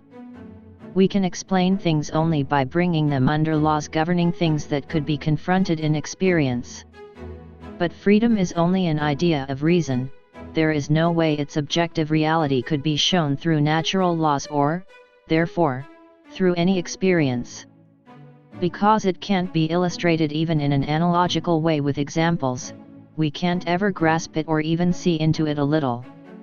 It holds only as a necessary presupposition of reason in a being who believes himself conscious of having a will, i.e. a faculty or capacity different from that of mere desire, a capacity to get himself to act as an intelligence, and thus to act according to laws of reason and independently of natural instincts. But when we come to an end of causation according to natural laws, we are at an end of all explanation, and all that is left for us to do is to defend, i.e. to refute objections from those who purport to have seen more deeply into the essence of things and who boldly declare freedom to be impossible. We can only show them that the supposed contradiction they have discovered in the idea of freedom lies simply in this: they have to regard a human being as appearance in order to bring natural laws to bear on his actions, and now when we require them to think of him as intelligence as a thing in itself, they still persist regarding considering him as appearance. Separating his causality, his will, from all natural laws of the sensible world does indeed involve a contradiction if this is the very same subject that we previously brought under natural laws, but the contradiction will disappear if they will think again, and admit that behind appearances things in themselves must stand as their hidden ground, and that we can't insist that the laws of operation of these grounds must be the same as those that govern their appearances. The subjective impossibility of explaining the freedom of the will is the same as the impossibility of discovering and making graspable an interest which a human being can take in moral laws. 17 Yet he does actually take an interest in them, and our name for the foundation of this is moral feeling. Some have wrongly offered this moral feeling as our standard for moral judgment, whereas really it should be seen as the subjective effect that the law has on the will. The objective grounds for moral judgment come not from feeling but from reason.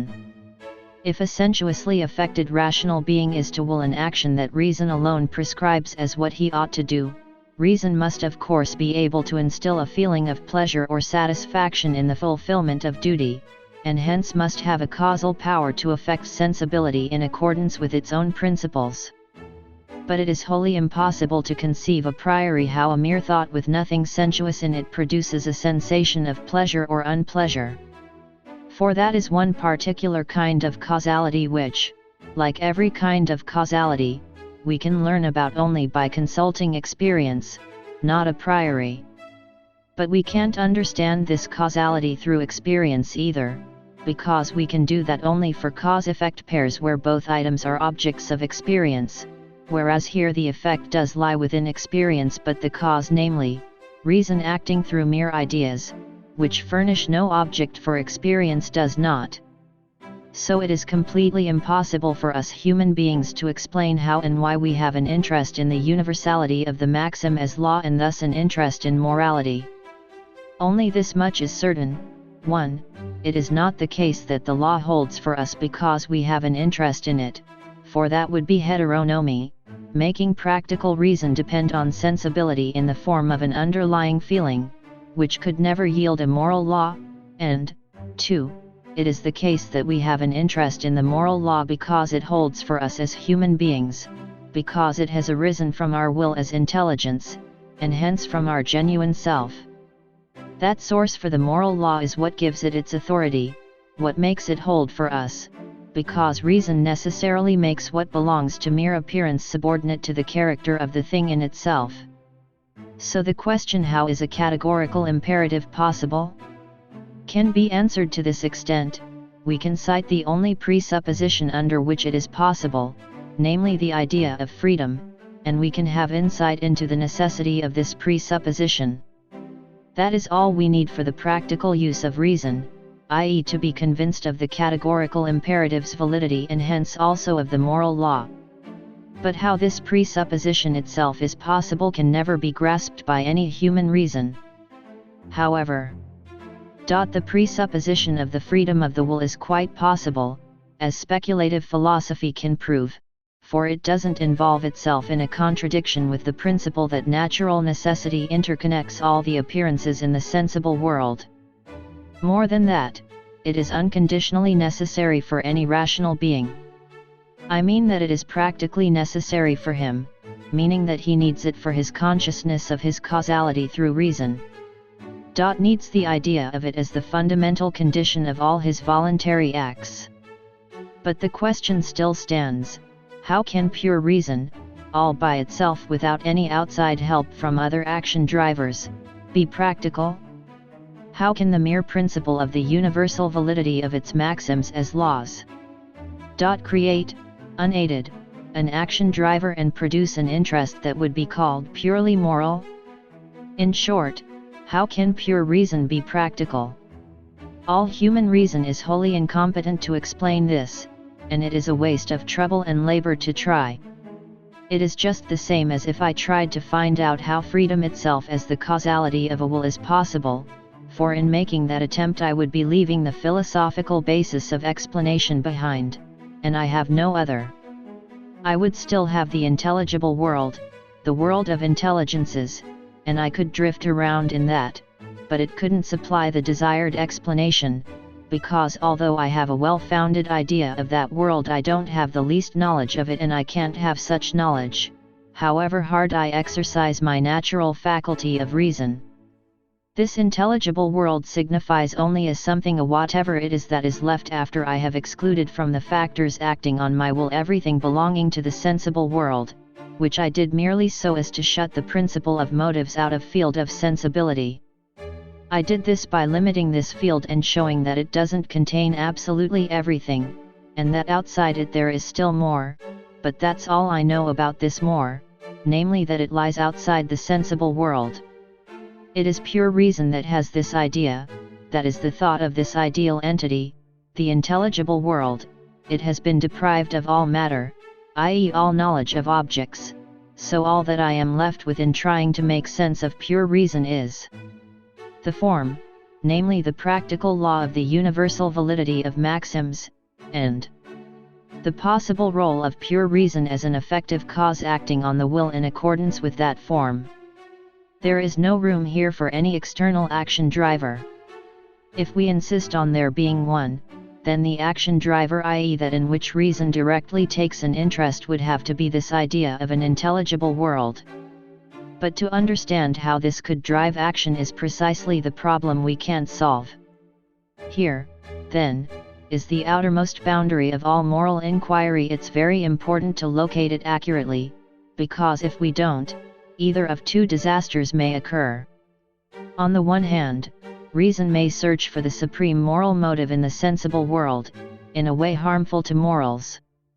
On the other hand, reason may impotently flap its wings in the space. So far as reason is concerned, it's an empty space, of the intelligible world, without being able to move from its starting point and so losing itself among phantoms. For the rest, the idea of a pure intelligible world, as a whole of all intelligences to which we ourselves belong as rational beings, though on the other side we also belong to the sensible world, is always a useful and permissible idea for the purpose of a rational belief, even though all knowledge terminates at that world's boundary. Its service is that of awakening in us a lively interest in the moral law through the noble ideal of a universal realm of ends in themselves, rational beings, to which we can belong as members only when we scrupulously conduct ourselves by maxims of freedom as if they were laws of nature. Concluding remark. The speculative use of reason with respect to nature leads to the absolute necessity of some supreme cause of the world. The practical use of reason with regard to freedom leads also to an absolute necessity, but only of the laws of actions of a rational being as such. Now, it is an essential principle of all use of our reason to push its knowledge to an awareness of its necessity, for otherwise it wouldn't be rational knowledge. But it is also an equally essential limitation of this very same reason that it can't see that necessarily X exists or Y happens, or necessarily Z ought to happen, except on the basis of some condition that applies to X or Y or Z. But the obtaining of a condition won't make something necessary unless the condition itself is necessary, and so if reason keeps searching for conditions, it only pushes its satisfaction further and further into the future. So reason, restlessly seeking the unconditionally necessary, sees itself as having to assume it, though it has no way of making it comprehensible to itself. It is happy enough if it can merely discover the concept that is compatible with this presupposition. According to my account of the supreme principles of morality, reason can't render comprehensible the absolute necessity of an unconditional practical law, such as the categorical imperative must be. If you want to complain about this, don't blame my account, blame reason. Not that blame is appropriate. Reason can't be blamed for being unwilling to explain the moral law through a condition, i.e. by making some interest its basis for a law explained in that way would no longer be. If it did, the law would cease to be moral and would no longer be the supreme law of freedom. So we truly don't comprehend the unconditional practical necessity of the moral imperative, but we do comprehend its incomprehensibility, which is all that can fairly be demanded of a philosophy that in its principles forces its way out to the boundaries of human reason. Our book is finished. Thank you for listening. We look forward to your support so that we can offer you better content. Don't forget to subscribe to our channel, turn on notifications, like the video, and share your opinions and suggestions in the comments. Continue to follow us. With the hope of a more just world, goodbye.